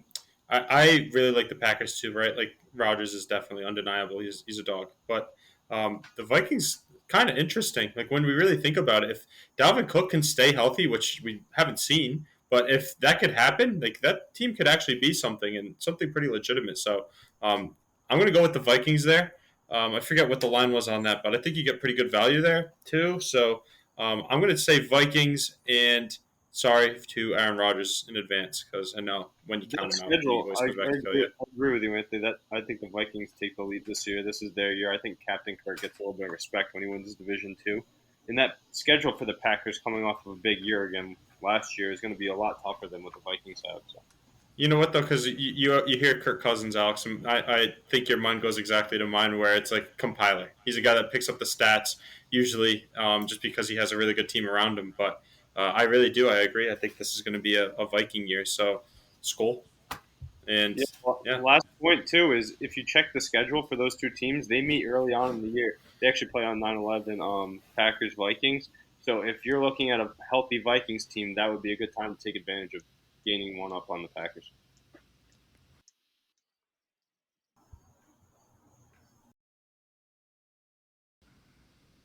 Yeah, good stuff out of the NFC North. With that, let's move over to the NFC South. Tom Brady and the Tampa Bay Buccaneers are coming in as the favorite at plus 270 or minus 270. The New Orleans Saints coming in at plus 300, Panthers at plus 1,500, and the Falcons at plus 3,000. Anthony, what do you got for us for the NFC South? I'm going to shock everybody. I'm going to make my brother pissed. I don't know what Huff's going to say. Mackie sometimes has my back, but I want to see what the Panthers have. Yes, I don't know. I'm so happy you just said that. I actually hate Baker Mayfield, and I'm shocked to be saying this, but I don't believe in the Saints. I really don't understand why everybody has so much faith in Jameis Winston. Alvin Kamara obviously speaks for himself. The defense is all right. They brought in Tyrann Mathieu, so I mean, good for them. They can throw their parade or whatever the hell those people do out there. I mean, Tampa Bay, if Tom Brady comes back and plays, like I'm not going to count him out. I'm not counting Brady out, so don't even start with that narrative. I'm just saying, I'm excited to see the Panthers. I really think that this is a team that can take the next step. If Christian McCaffrey, if Christian McCaffrey can stay healthy, this would be probably the most explosive team he's ever been a part of. I think the defense is there. I think the wide receivers can take a big leap. There's just a lot trending in the right direction for the Panthers, and it's going to be fun to see what they can do. So, what do we say the line is on the Panthers, Huff? Panthers are plus 1,500. Cash it. Give me Panthers plus 1,500 to win that division. I do like that point. I know Mackie really wants to jump on the wagon with you. But I do like Baker Mayfield. I think he's a good quarterback. And the funny thing is, I think that there's going to be 3 playoff teams coming out of this division too. But ever since the Saints have been trying to unload that cap, they just moved now? They lost Marcus Williams and Chauncey Gardner-Johnson. I know they brought in Tyrann Mathieu. But those two names, I would have liked to have seen those 2 names stay in New Orleans to keep that bolstered defense. I don't know if they can even make a wild card run now. It really depends on Jameis and what he can do with the rookie receiver and Michael Thomas, who everybody hates. So I think the Panthers actually can sneak their way in. Great defense, very underrated, great skill players around them. I think this is the year, knock on wood, that Christian McCaffrey stays healthy and he can put up a banner year. So I'm just still taking the Bucs. Great value on the Panthers. Might be something to throw on lightly, but I'm taking the Bucs to win the division because Tom Brady is still Tom Brady. He's usually just ranked as the number 1 player in the NFL and the NFL Players Top 100. I'm going to take the Bucs there, but I see the Panthers having a pretty good season and riding that defense into the wild card round. Yeah, I mean, I don't want to kind of recoup too much of what you guys already said. I got the Bucs to win the division. I'm not necessarily too high on the Saints this year. I do think the Panthers could be fighting for a wild card spot with the pending. I think, like you said, I think CMC has a massive year, and with what Baker Mayfield brings to that offense, what the defense is capable of, I think you could see Carolina fighting for possibly a wild card spot in a weak NFC this year. Mackie, I don't know about you, but my pick's the Bucs. Yeah, I definitely think the Bucs win this division, but seeing the Panthers at plus 1,500, Tom Brady's 45 years old. He goes down wrong, he's out for the season, and this division's wide open. So, Christian McCaffrey, obviously, you got to worry about him staying healthy. But if he has a healthy year and Baker Mayfield cuts down on all the mistakes he makes, I mean, his upside is crazy. So if he could just cut down his mistakes, his team could definitely get a playoff spot and maybe open up for the division too. Mackie, not to come so hard at you here, but you're picking division winners based on if again, and I don't think that works in football, like I said before. If Tom Brady goes down, this is year 23. I'm saying, dude, he's 45 years old, and you got a team at plus 1,500 in an open division if he's not there. So, you throw $50, you throw $50 on that, and it's a huge value play there. No, I agree. I like the even if he doesn't go down, you got arguably the best running back in the game. You got a quarterback who's trying to prove something, and that defense isn't bad as it is either. So I like your points. I still think that Brady reigns superior. He's the GOAT, and I think that he has enough weapons around him, and the defense is so strong. But if I were to be a betting man on this one, I would sprinkle on the Panthers to win the division straight, and then when I put my division winner parlays together, I'm throwing the Bucs into that. You're picking the Bucs, yeah. Yeah, because the Saints are. I don't think the Saints have them. Last year, I just looked it up. Oh, my God. So I actually really hoped that it was closer, but, I mean, you can't really go out last year with the Panthers. This is a totally different team, right? But I mean, they manhandle them. I mean, Tom Brady is just Tom Brady. But like I said, Christian McCaffrey stays healthy. I like a lot of what's going on in Carolina. So Good keep pounding. point there, Anthony. Everybody loves Keep that. pounding. I like that add in there. Everybody loves that speed and youth on the outside for the Panthers, but when you match them up against the Tampa Bay Buccaneers, Tom Brady's accuracy compared with the size and skill of those receivers, they can't even come close to handling him. I didn't even think about that, but that's a good point. Like I said, still sprinkle on the Panthers money line to win the division, and then throw the Bucks throw the Bucks into your parlay. Yeah, I'm not too high on the Saints at plus 300, but we'll move over to another tough one, the NFC West. Jesse, you want to read us off the odds? Good stuff. Yeah, let's jump back to the NFC East. Going forward, we got the Dallas Cowboys as the favorite at plus 145, Mackey's Cowboys. We got Beal's Philadelphia Eagles, who's not able to be here today, but they're sitting at plus 145 as well on FanDuel. Washington Commanders at plus 550, and the New York Giants at plus 750. What do we think here, boys? Ace, you want to start us off? Yeah, definitely. I think we might want to get the odds for the New York Football Giants on if they can get the number one pick, because they're not even in this conversation. So let's forget about Daniel Jones for a second.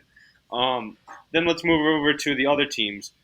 A few weeks ago, I was thinking it's Cowboys all the way, easy pick from the beginning. But with the additions that the Philadelphia Eagles are making, it's making it a lot harder to say that's a definite pick. I think the line shifted, like you just said, since the acquisition of Chauncey Gardner-Johnson, C.J. Johnson, whatever his name is. That's a good addition to that backfield. They've added a lot through free agency, trades, so be it. They have a lot of picks too, so their future is pretty bright. But I'm still rolling with the Cowboys just based on the fact that Jalen Hurts is not him. Same as Tua Tagovailoa argument. He has great players around him, but I think there was a statistic last year that he was second or first in the league in the least amount of passes attempted throughout the middle of the field. So that means their offense can't stretch the field at all. Like, they don't throw over the middle. That's how concerned they are about this guy. Their offense is so limited, I think, that they won't be able to keep up with that Dallas Cowboys offense. Yeah, they lost Amari Cooper, but I think that's for the best. Jalen Tolbert's coming in, CeeDee Lamb, Michael Gallup. There's so much that Dallas has on the offensive side. I think it's too much to handle. Mackie, I think you might agree with me. Yeah, I mean, I'm actually not very high on Dallas this year, but, in that division that they're in, you don't have much competition. I just think that the Eagles are so reliant on Jalen Hurts having a breakout year, and what has he proved up to now that he's going to do that, or that he even has potential to do that? I don't think he is what everyone thinks he's going to be. I think adding A.J. Brown is a good asset, but it's not a team-changing thing. It's not going to bring you from 7 wins to 10 wins. It might get you a win here or there, but I don't think Jalen Hurts has it in him. I think Dak Prescott owns this division for the time being, at least, with this division being so weak. And I don't think Dallas does anything this year. I think they lose their first playoff game. I'm not high on them at all. Coming from a Cowboys fan, it sucks to say, but I'm just sick. I'm sick of having high hopes and then just getting disappointed. So. They win this division 10-7, and they're the only team in this division that makes the playoffs, I think. I just wanted to touch on something quick too. I'm going to make this short and sweet for everybody. It's the Cowboys. Like, that's the division. It's a really sad answer because I don't believe in the Cowboys at all. Mackie, I wish I could tell you differently, but if we're talking about fantasy picks, like, this division's full of them, but I don't like any of these teams as far as I can throw them, right? I mean, you got a lot of good things going on in Philly. A lot of people have a lot of things to be excited about, but I'm not one of them. I think bringing in A.J. Brown was one of the worst things they could have done to this particular offense. Bringing in a bigger a guy that comes in and commands the ball like A.J. Brown is going to be something for Jalen Hurts to be able to control. I don't think he's the type of mobile quarterback that's able to feed a plethora of people who deservedly get the ball like through the air at least 5 to 10 times a game. Not to mention you have a guy at the tight end position in Dallas Goedert who really is good too. He's a very solid player, but I don't think Jalen Hurts is that guy whatsoever. I think the Eagles are trending in the right path, but especially since that division is so weak, but I don't believe in them at all. I don't understand how they have any success outside of their division, and I don't think that's going to continue just because they brought in a guy from Ole Miss and a guy that was drafted after N'Keal Harry in his draft, by the way. So let's just keep that in mind. Oh, well, I agree with you on some points, but I think A.J. Brown is a really good receiver. There's no denying that. On the other hand, though, you are right. The Eagles are trending in the right direction, but Jalen Hurts isn't that guy. That's why they acquired all those picks in next year's QB-heavy draft. There's a lot of big prospects coming up, and I think they're going to look to select one of those quarterbacks to pair with Devontae Smith, A.J. Brown, and Dallas Goedert. Pretty good trio on offense. The thing is, I think that the Eagles will sneak in as a wild card this year. They usually do. That defense, like I said, can keep them in any game. They're in the weakest division. They should have 4 wins between the Commanders and the Giants, and they always played the Cowboys tough. The other thing to think about is we were talking about the Carolina Panthers being a wild card team and having some success. I think the Eagles are a more put together team than them, so they definitely have a shot at taking a spot in the wild card this year. But I am agreeing with you guys in keeping the Dallas Cowboys as the division winner with Micah Parsons, probably one of the best defensive players in the NFC. Oh, well, actually, you know what, though? To be honest with you, I really did forget one thing. That Eagles team really did bolster their defense. So when we're talking about the division, I don't believe in it at all. The NFC East is the NFC least, in my opinion. Everybody's terrible. But somebody has to win it. And as I do think it is the Cowboys, that defense did a lot of great work. They brought in a lot of different pieces to help bolster up that front seven. Jordan Davis is probably and as a Ravens fan, we got a lot of great people. I want to throw that in there. But Jordan Davis was the best player in that draft, and he's going to prove it at the NFL level for sure. Everybody that passed on him is going to weep and cry every night when they see him on the stat sheet putting up sacks and crazy tackles for loss numbers. He is going to be a problem for sure. And that Eagles defense is definitely something I'm going to be excited to watch. Nakobe Dean, Chauncey Gardner-Johnson, and James Bradbury were 3 offseason acquisitions that go with Darius Slay and Fletcher Cox. Crazy. That's actually crazy. Like, that's probably one of the better defenses in the NFC, in my opinion. Yeah, I'm looking at – I placed one of my divisional winner parlays July 29th. I got the Eagles at plus 190. So I obviously like the Eagles a lot more, plus 190. That's before a couple of these acquisitions that they've made over the past couple weeks. Throughout training camp, but sitting at the same odds as the Cowboys, it's kind of like we've been saying for most of these divisions, a 2-team race. I'm gonna go with the Eagles. I like the upside of what they've done with their team this offseason, and I'm gonna stick with the fact that no team has repeated in this division in the past so many years. Give me the Eagles. I had them at plus 190. I don't love them as much at plus 145, but I'll take it for the sake of the conversation with you guys all on the Cowboys. That is also a huge thing, is that there's never been a repeat winner since 2003 or whatever it was. It's crazy. That's a great stat. That's a great stat when you're looking at it. The one Dallas is coming off a win, so with the Eagles, I'd be wary of. There's one thing I know with every team, injuries can happen, but the depth on that Eagles team is actually very thin, especially on offense. In years past, they've had a bunch of receivers that could step in and fill that role if Smith or Brown go down. But even at tight end, they have Dallas Goedert, nobody behind them. They have Miles Sanders, who's okay, nobody behind him. So their depth is really showcased if they are to go through a few injuries this year. Absolutely. Yeah, let's jump into our last division. We got the NFC West. Pretty interesting division here with the Los Angeles Rams leading at plus 125, the 49ers at plus 170, Cardinals at plus 360, and the Seahawks coming in at plus 1,500. Huff, you want to start us off here? Yeah, I think getting the defending Super Bowl champions, a team that got better, bringing in the additions of guys like Bobby Wagner around the defense. They've had, they get another year with Aaron Donald, another year with a guy like Matt Stafford running the offense. You still have Cooper Kupp, Cam Akers coming back. I know he has a couple injuries last season, but that Rams team is pretty much mostly coming back. I know that wasn't necessarily the best thing for the Bucs, as they were the Rams were the team that ended up beating them, who was the Bucs, I believe, were the first team to return all 11 starters on both sides of the ball after a Super Bowl. But you look at this Rams team coming off a Super Bowl, as dominant as they were last year in the playoffs throughout all last season. The defense got better, in my opinion, and you're getting them at plus 125 to win this division. You look around the division, you look at the San Francisco 49ers and what's going on there. They're kind of switching the reins right now, going from Jimmy to Trey Lance, a young quarterback that not necessarily isn't only unproven at the NFL level, but also only played a handful of games at the college level.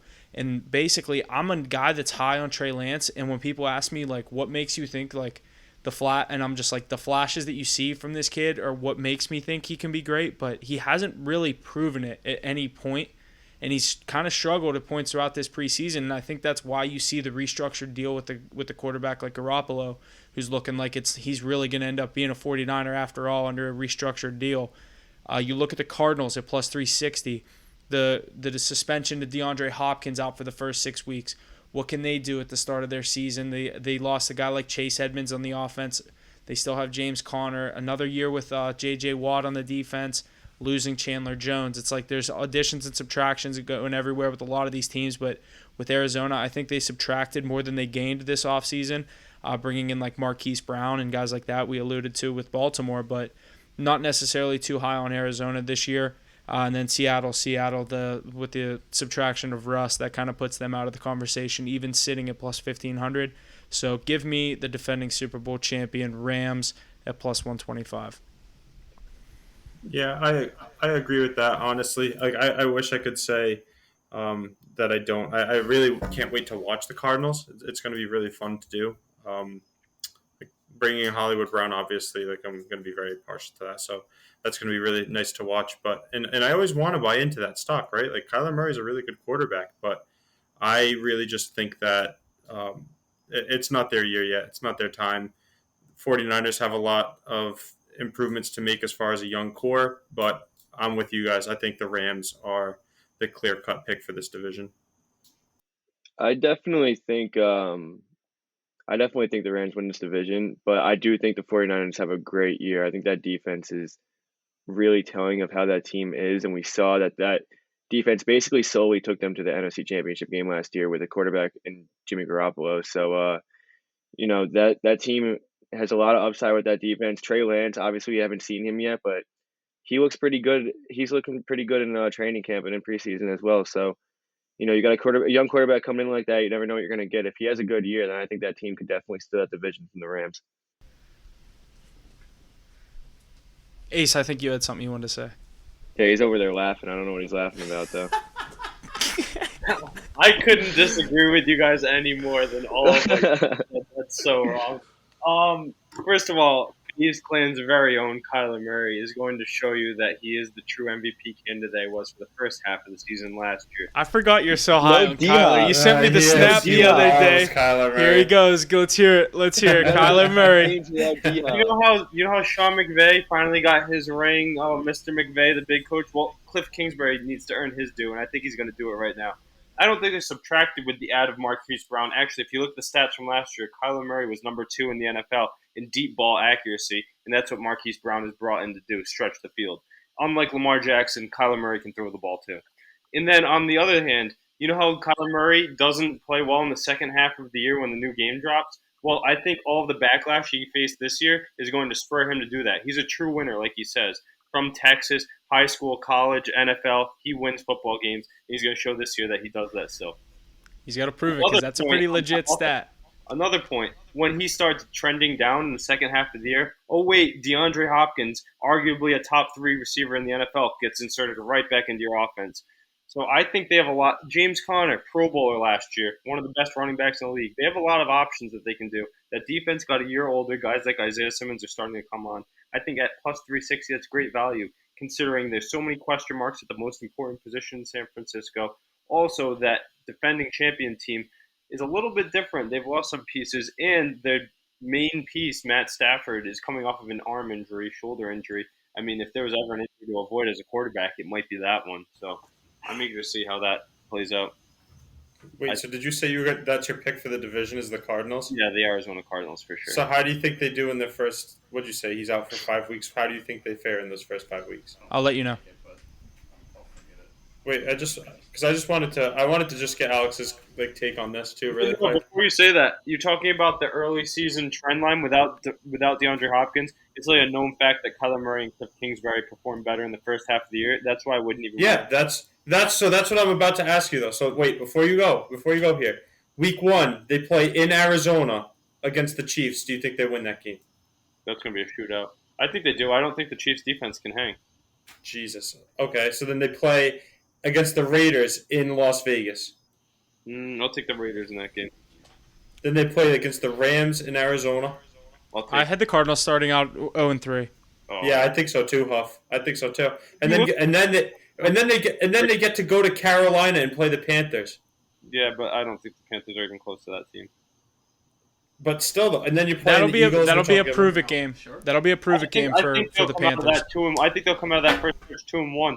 Cliff Kingsbury's record going back to Texas Tech is almost even Texas Tech and his first few years in the NFL is like almost undefeated in the first half of the year. Him and Kyler Murray, that tandem is electric at the beginning, so it's nice that they get to play those tough games right away. I don't know about that. I'd rather play him with DeAndre Hopkins for sure, but I get what you're saying because that's not a gimme game for the Chiefs, but it's nice to have two of those three at home. Yeah, that's true. I definitely agree with that, but I don't know. That's a tall order to ask. That defense is actually a lot more underrated than you think. And like I said before, though, they're getting old. They're a year older. All of the playmakers on that defensive side of the ball are young. Alrighty, let's run through some win totals. We're going to run through every team real quick. Just go through Huff, Ace, Anthony, see what they think over-under for each team. Let's get rolling. The first up, we got the Arizona Cardinals. They're over-under sitting at 8.5. Go ahead, boys. What do you think? Over. Good stuff there. That over sitting at -110. Next up, the Atlanta Falcons. Their over-under sitting at 4.5. That over sitting at -120. Huff, what are you thinking? Over. Under. Anthony being the stray dog. With Do you think under. they sit at 4?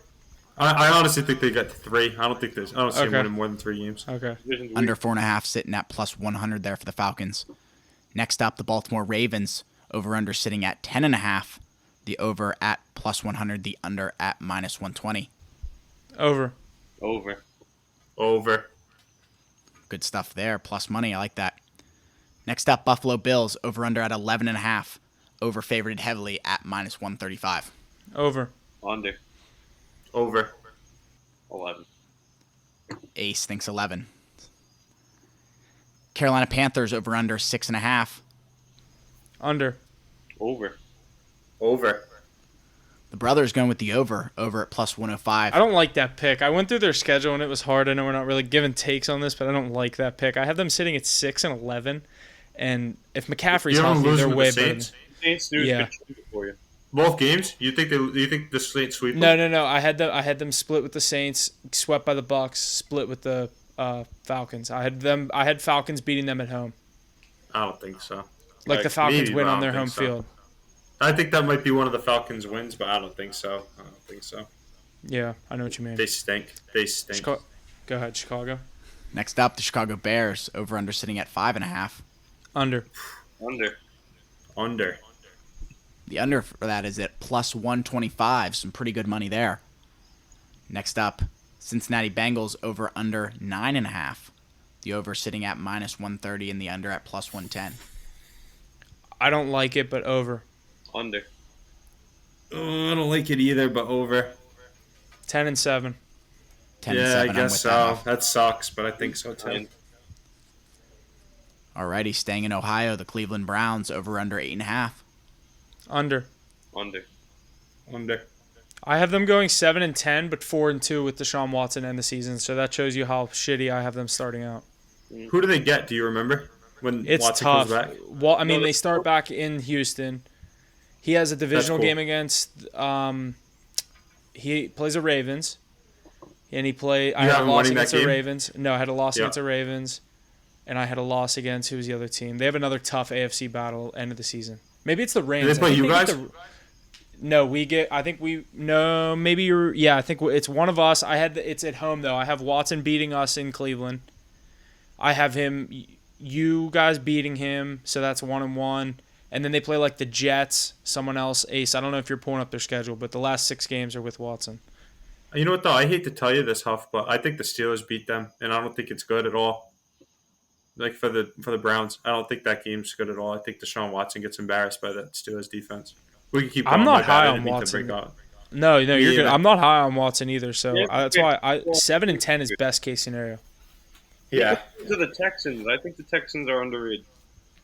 I wouldn't be shocked to see him lose to the Texans, but I don't think he's going to. Crazy, though. I didn't say this earlier. I always thought the Browns were at their best with the good old line when they just hammered Chubb all game, and now that Watson for a while, they might actually have a better offense with just giving the ball to Chubb and Hunt. Mm-hmm. You know what I mean? We can keep going, though. My bad. I was just more talking through that because I thought it was a cool point. I wanted to hear it off. They don't give Chubb the ball enough with Baker. If they threw too much, maybe they'll actually give him the ball with Brissett, right? Yeah. Oh, they'll have to. All right, hold up one sec. Huff has to move his car real quick. What was I going to say? I think they don't trade Kareem Hunt either. Who's going to take him? What do you trade? What do you get for that? The second round pick. No, not for a running back. How old is he? 27? 26, maybe. No way. He's older than that. He'd be a top 15 running back. I think. You don't think so? Yeah, Kareem Hunt's 27. He's a what? If he started on his own team, like say he started for the Eagles, he would be a top 15 running back. Yeah. I don't think that's too difficult either, though. Where do you put Chase Edmonds? Like 22, randomly off the top of my head. Okay, good stuff there. Denver Broncos, Russell Wilson, over-under, 9.5. Over, 10-7. I agree. Under. Oof. I'm going to say over. I like the over there, but it is minus 135. Oof. The Hard Knocks Detroit Lions, over-under, 6.5. Under. Under, that's a tough line. Under.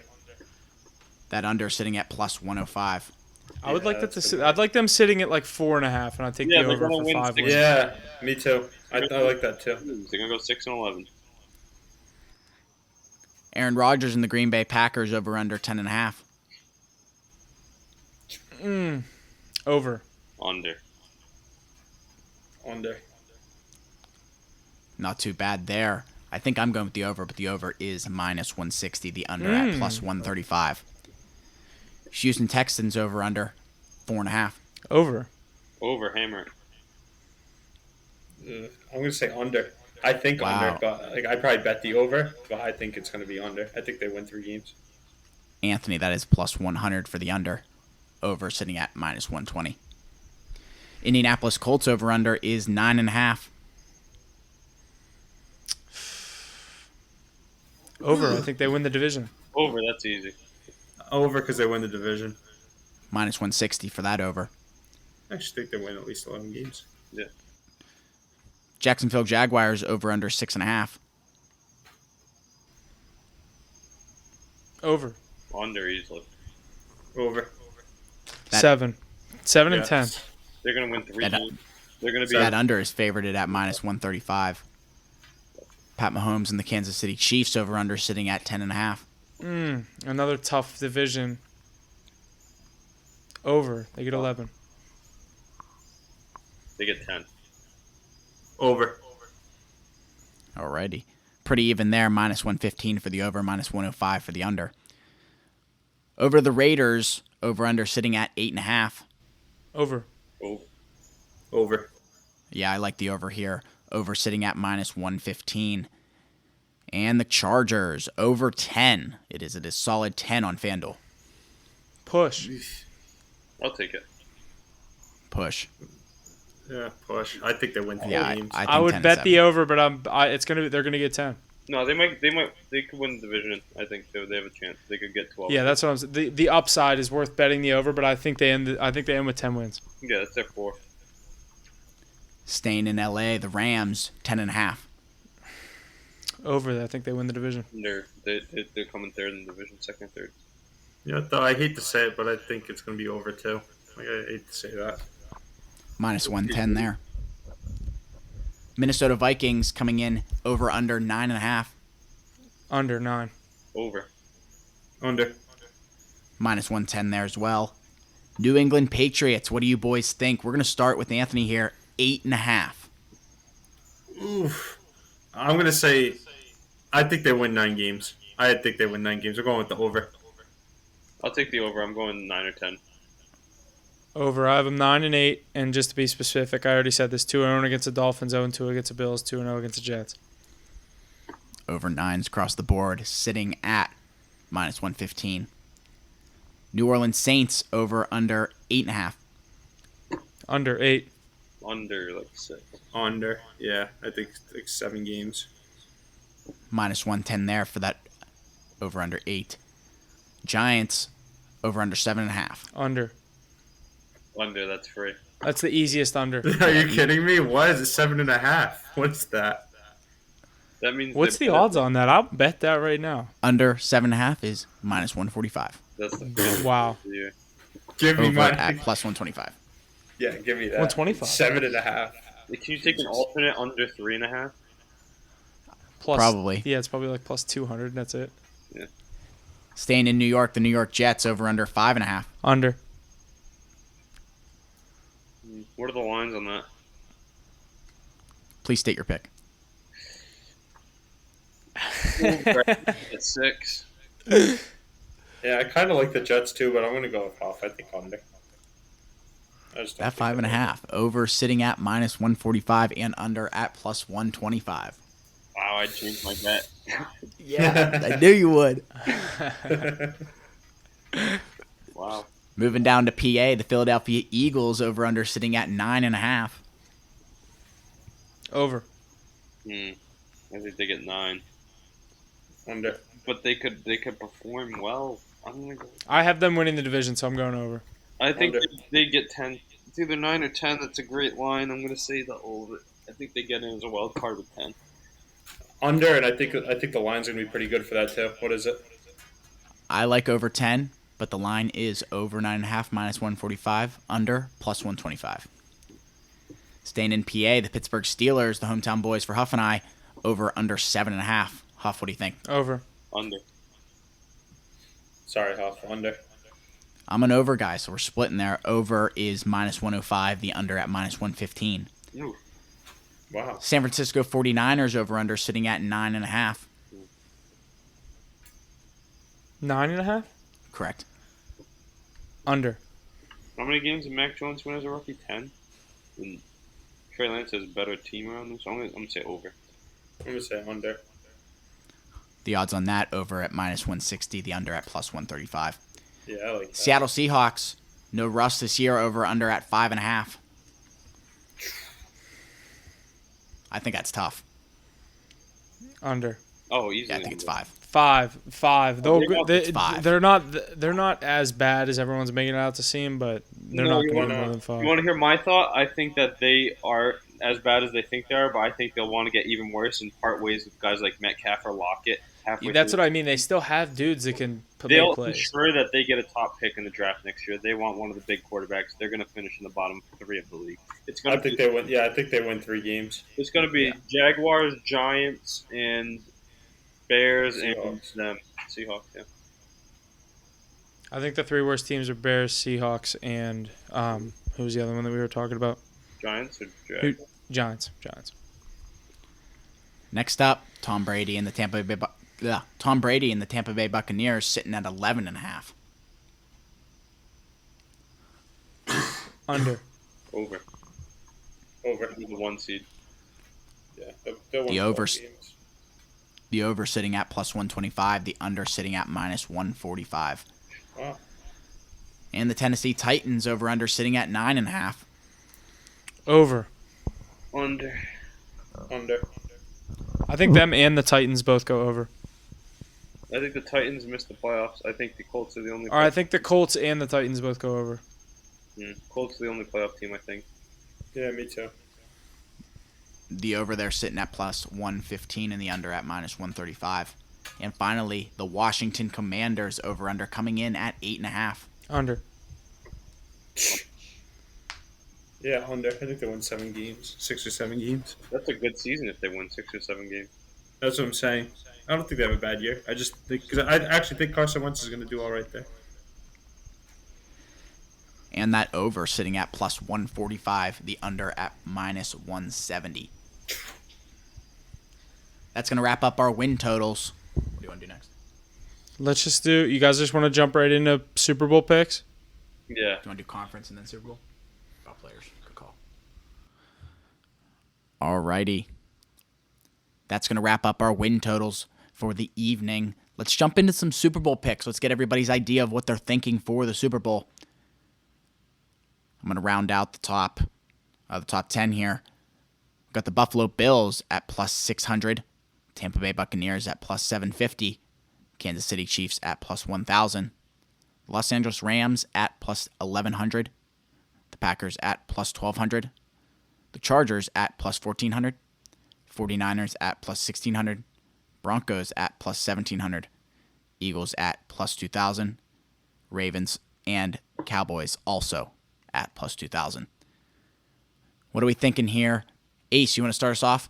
Yeah, I'll start us off here. I'm thinking 3 in the top of my mind, but that's all right, because when you play darts, they give you 3 shots. So I'll give you 3. I'm going to go with the Ravens first. I alluded to that earlier with the AFC North predictions. I think this is the best roster that they've had in the Lamar Jackson era. I think if they can stay healthy, obviously every health is an issue for every team, so you can't even look at that really. I know last year was a devastating year for them. But this is the best team they've had around them. They have a Super Bowl winning coach, and you got to think Lamar Jackson is going to win 1, and I think that comes this year. And if I were to stay away from that, the only reason I would be is because of injury issues. But I think that line's going to keep getting lower and lower as the year goes on. They start winning games and proving that they're the best team in that division. I know they're in a tough division. That's probably why the line is so high. But I'd say the Ravens, it's the only one I've actually locked in so far this year. I did it at the beginning of August, is the Ravens to win the Super Bowl. And like I said, 3 darts, 3 picks. My other 2, the other pick I have, I'm going to go with Tom Brady. That seems like an easy pick, but how do you count the guy out? I mean, he's always there. And what is this his last year? He just came out of retirement. I'm going to go with the Bucks. And my last pick, I had it. It is the Las Vegas Raiders. I think Derek Carr. It's not really a Matt Stafford situation like last year because it's not the quarterback coming in. But I'm going to say it's something new that happens right away. They have veterans in McDaniels. This isn't his first rodeo head coaching a team now. He's done that before. He's been to all the Super Bowls. He knows how to manage everything. He brought his depth guys with him. You reunited Derek Carr and Devontae Adams. I think that's going to be prolific. Darren Waller is a mismatch, and Hunter Renfrow. How do you cover all of those guys? They have Josh Jacobs. They have the 2 edge rushers to get enough heat from the outside that they don't need to worry about that weak defensive back core. I think McDaniels is going to have them believing that they're a good team, and when they showcase that and win the AFC West, then they can go on and make it to the Super Bowl. I think those are my 3 picks. So in that order, I'll say Ravens, Bucks, Raiders with some good value on the first and third. Yeah, I'll do kind of the same thing you did. I'll give you 3. So, I'll start with the one that I like as like a value pick. You kind of alluded to it. One of them is being the Ravens. I think I kind of said it earlier on. I think this is Lamar's year, contract year.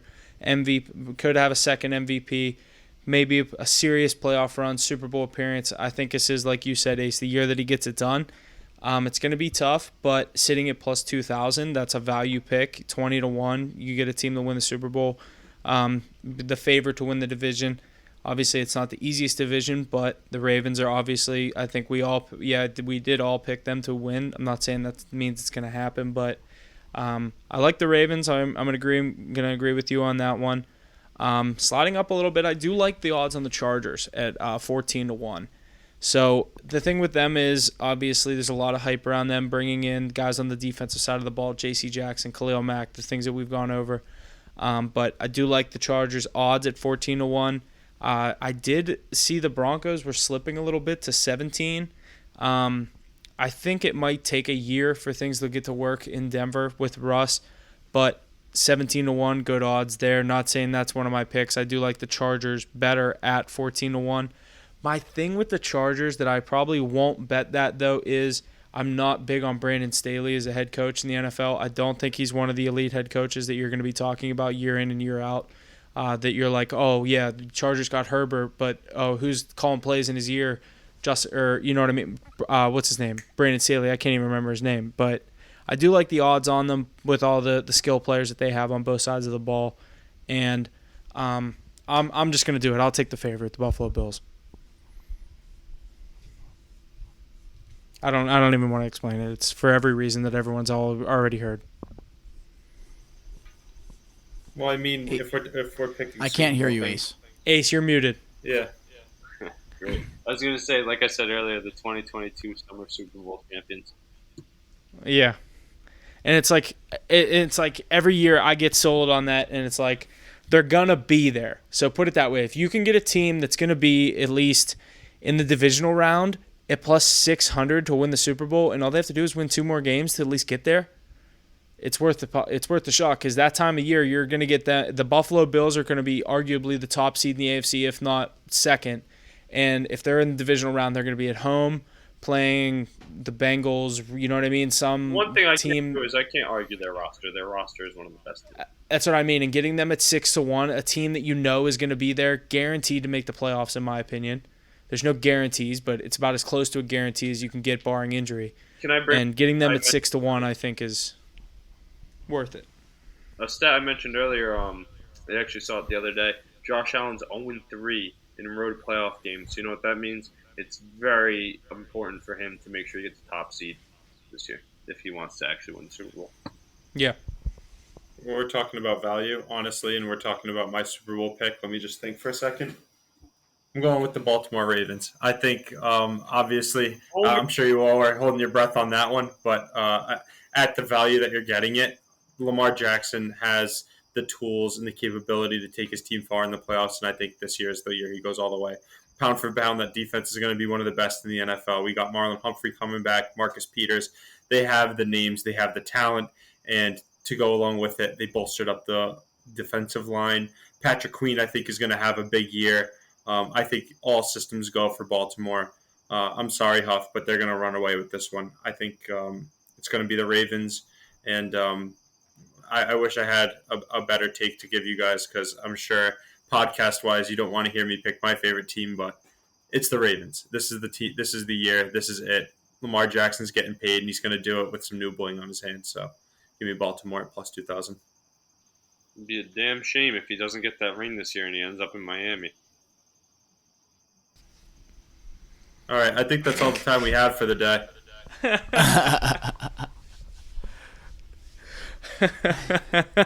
Solid picks across the board. Huff, why don't you introduce some of the player props that we're looking at for this season?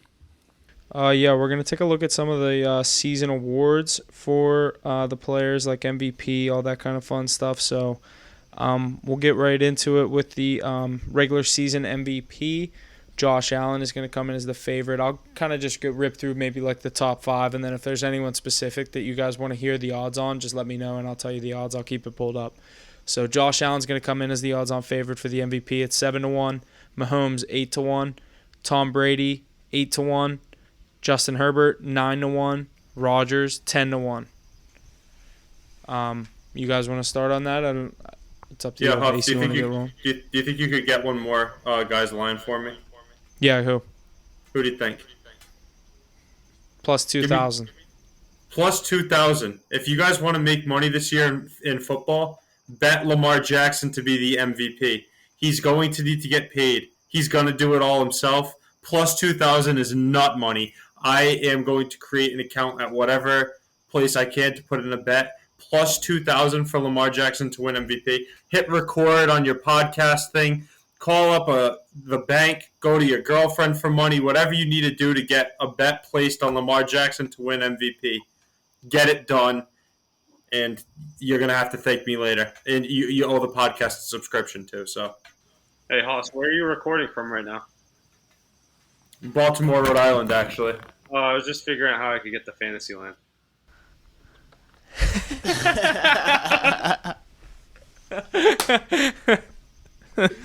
Ace, you want to cut in? Is there anyone else's odds you want to hear? You know what the funny part is he kind of agrees too. I can't wait to hear how he says, honestly, I like Lamar Jackson. On 2 people, actually. They're both, actually 3 people. It's all going to be out west because I think whoever can duel their way to the toughest division in football might reign supreme. So let me hear the odds on Derek Carr, Justin Herbert, and Mahomes. And you might as well tell me Wilson, too. All right, so we'll go through the AFC West. Mahomes 8-1, Herbert 9-1, Russ 14-1, and Derek Carr 25-1. Yeah, I think what are the numbers that Carr and Adams put up in college? and now he has Renfro and Waller with him. He has one of the best offensive minds of the past 20 years, who has 6 Super Bowl rings, showcase for it, with Josh McDaniels. He has Josh Jacobs. He added guys like Brandon Bolden. They drafted Zamir White. I think there's some other Brian Edwards, and maybe on the outside they have some other prolific playmakers on that side of the ball. And like I said before, if he's going to win this division, he's going to have to put up points. Is there a defense really in Kansas City that I'm worried about? Not at all. You know it's going to be a shootout with him and Mahomes. He's going to have a shootout with Wilson. He'll have a shootout with Herbert too. So my pick is him to win the division, him to win the Super Bowl. In that case, he's going to have to win the MVP too, I think. And those odds are great for him right there.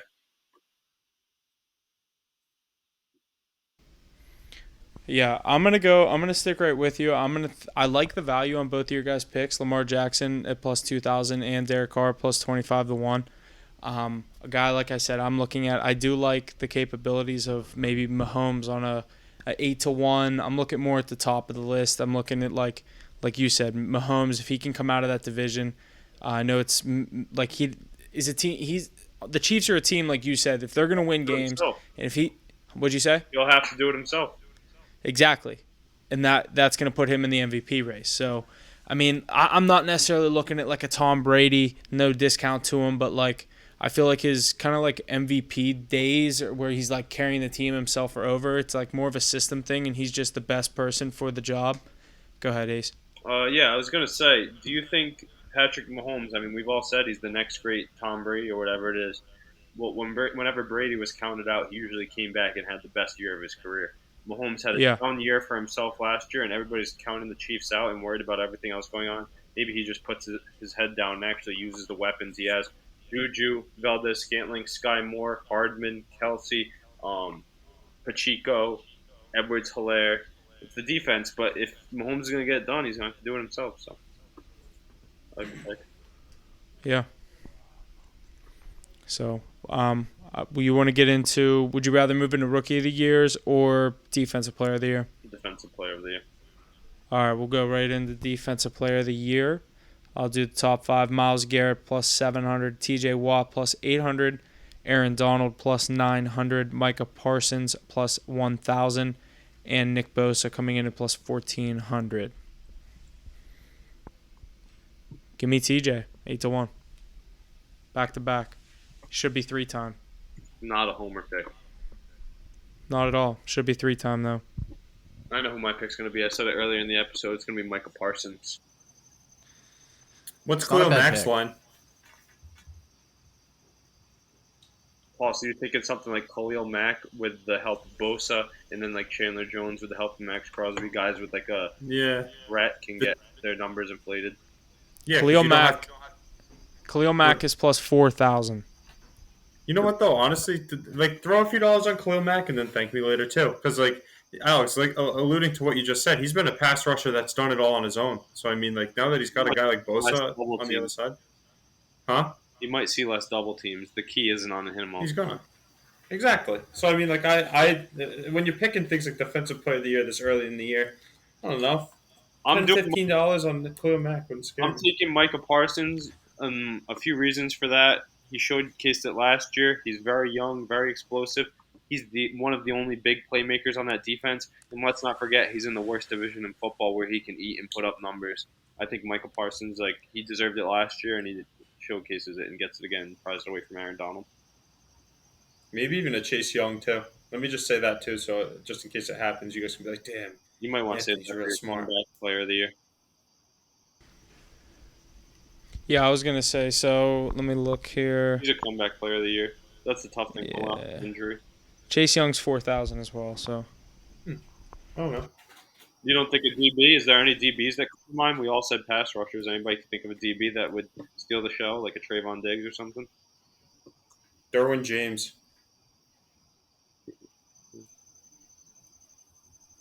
Derwin James is the favorite as a defensive back at plus 4,000.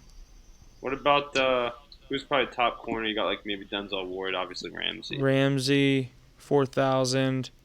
J.C. Jackson, 5,000. J.C. Jackson's gonna have a down year. His peak was as a Patriot, I think. Patrick Surtain, big corner with the Broncos, plus 6,000.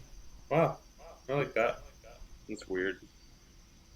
Jair Alexander, 6,000. Yeah, all right. So here, I'll read the odds for NFL Comeback Player of the Year. Derrick Henry plus 440, Jameis Winston plus 500, Brian Robinson plus 750, Christian McCaffrey plus 950, Baker Mayfield plus 1,400. Ooh.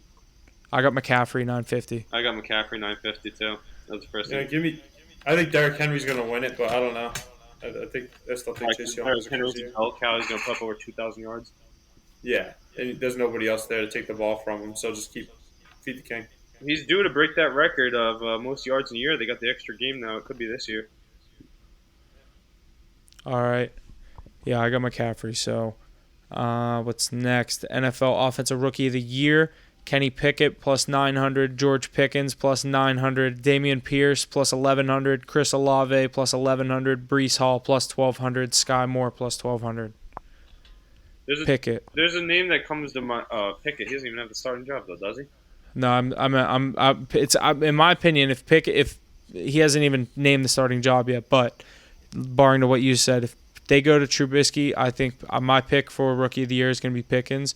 But if they go to Pickett, I'll take him because it's going to go to a quarterback. It's tough, though. You should make that call sooner or later if you truly think Pickett's going to take the job. Because if you take the odds before he gets named starter, they're probably a lot better than when he's named. It's going to go to like 600 if he's the starter. He's going to be the favorite. You want to know who I'd look at, though? Where's Treylon Burks? The only guy that's in front of him for targets is a 30-year-old Robert Woods coming off of an ACL tear. 1,400. Ryan Tannehill isn't as bad as we say that. I know everybody's all intrigued with Malik Willis, but Ryan Tannehill is a playoff quarterback. Veteran quarterback who can throw the ball. With Derrick Henry back, it opens up the play action. Treylon Burks was drafted to be A.J. Brown's replacement. Big receiver. I'd take Treylon Burks. Yeah. I like your logic, Alex. I just don't agree. But no, I don't think Ryan Tannehill couldn't do it with Julio. I don't know. I don't A.J. Brown.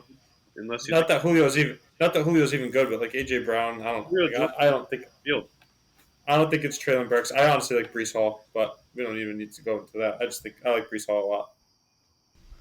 All right, Defensive Rookie of the Year. We will get into top 5. Aiden Hutchinson plus 420, Kayvon Thibodeau plus 750, Kyle Hamilton plus 1,000, Trayvon Walker plus 1,100, Ahmad Gardner plus 1,400. Ahmad Sauce Gardner. I wish they would have put that in there. I didn't even recognize him without Sauce. You know what's crazy? Honestly, I love Kyle Hamilton. I think he's going to have a nuts year, but my pick for Defensive Rookie of the Year is your boy Sauce. I think he's going to go nuts at the NFL level. He is just insane type of athlete, different type of player. I think it's going to be an offense. He's going to play in a defense where he's going to see quarterbacks trying to do too much, and Tua and Mac Jones. And I think he even might eat a little bit against Josh Allen. While I'd love to see Kyle Hamilton win that award, I just think it's going to be Sauce. I'm gonna go with Hutchinson. 420. I just think he's the best guy on this list. I think that there's two names that come to mind. I think that are going to make an impact right away. Thibodeau, you guys talked about the Jaguars, making a push for more wins. You took them on their over total wins. You took them in division. You mentioned their value. Someone like Thibodeau is going to need to step in right away and have it. Trayvon Walker. Oh yeah, Trayvon Walker. You're the wrong guy. I'm an idiot. But yeah, the edge rusher. You can cut that. But the edge rusher for them, I like him. I don't think you're thinking Quavon Charleston. Yeah, that's why I was thinking the name like that. But no, I'm thinking the edge rusher on the Jaguars. Top pick is gonna have to make an impact right away. I don't know. I'm not too big on any of the defensive guys. Cornerbacks. Tough. Yeah, like this isn't something I'll be taking. So it's like more just for the conversation, but. Yeah, I think that's going to do it for the season awards and all that stuff. Unless you guys got anything else you want to get into. That's kind of it for all the futures I got. I'm trying to get into dinner. That's for sure. I'm fucking starving. Yeah. I got to go on anyways. Yeah, that's going to do it for week 0. Stay tuned for all of our futures bets that we end up posting on all of our various social media platforms, Instagram, Twitter, TikTok, wherever you, I guess, choose to be. I guess we haven't really been consistently posting them on certain platforms versus others, but definitely going to want to stay tuned on all the social media platforms and make sure you're getting our picks out with us if you're going to be riding with us throughout the NFL season. Other than that, not much else coming from me. Going to get into some of these headlines here in the next episode. Going to have 2 episodes this week, so ended up having this episode get split up a little bit, having a little bit of a confusion with some schedule coordinating between us. But we definitely still wanted to get something out, and with the product that we had put together, it got a little longer, so we ended up splitting it up into 2 episodes. Going to have 2 episodes this week. One to talk about the futures bets, which is going to be this one, and then we will have another one to go over our normal headlines and everything like that for the week. Yeah, but with that being said, we'll see you guys, I guess, in the next episode, not necessarily next week. So, yeah, see you soon. Yeah, great episode, week 0 in the books. Getting excited for football. Stay tuned for that, and yeah, let's get after it. Yeah, just want to thank everybody again for having me. Very happy to be a part of the podcast now, part of the team officially. So just saying, check back in. We have more guests on the way, a lot more great content coming at you, and lock in some of those futures. Now's a good time. The value is going to change as the year goes on, so be ready to roll for the NFL season coming up next week. Looking forward to it. They said it best. Good stuff. See you guys next time. And that's going to do it for us this week on Hit the Books podcast. Thank you for all the support week in and week out. Please be sure to share and check out our various social media platforms and check out our website. All the info is located in our link tree in the description below. And always remember to hit the books.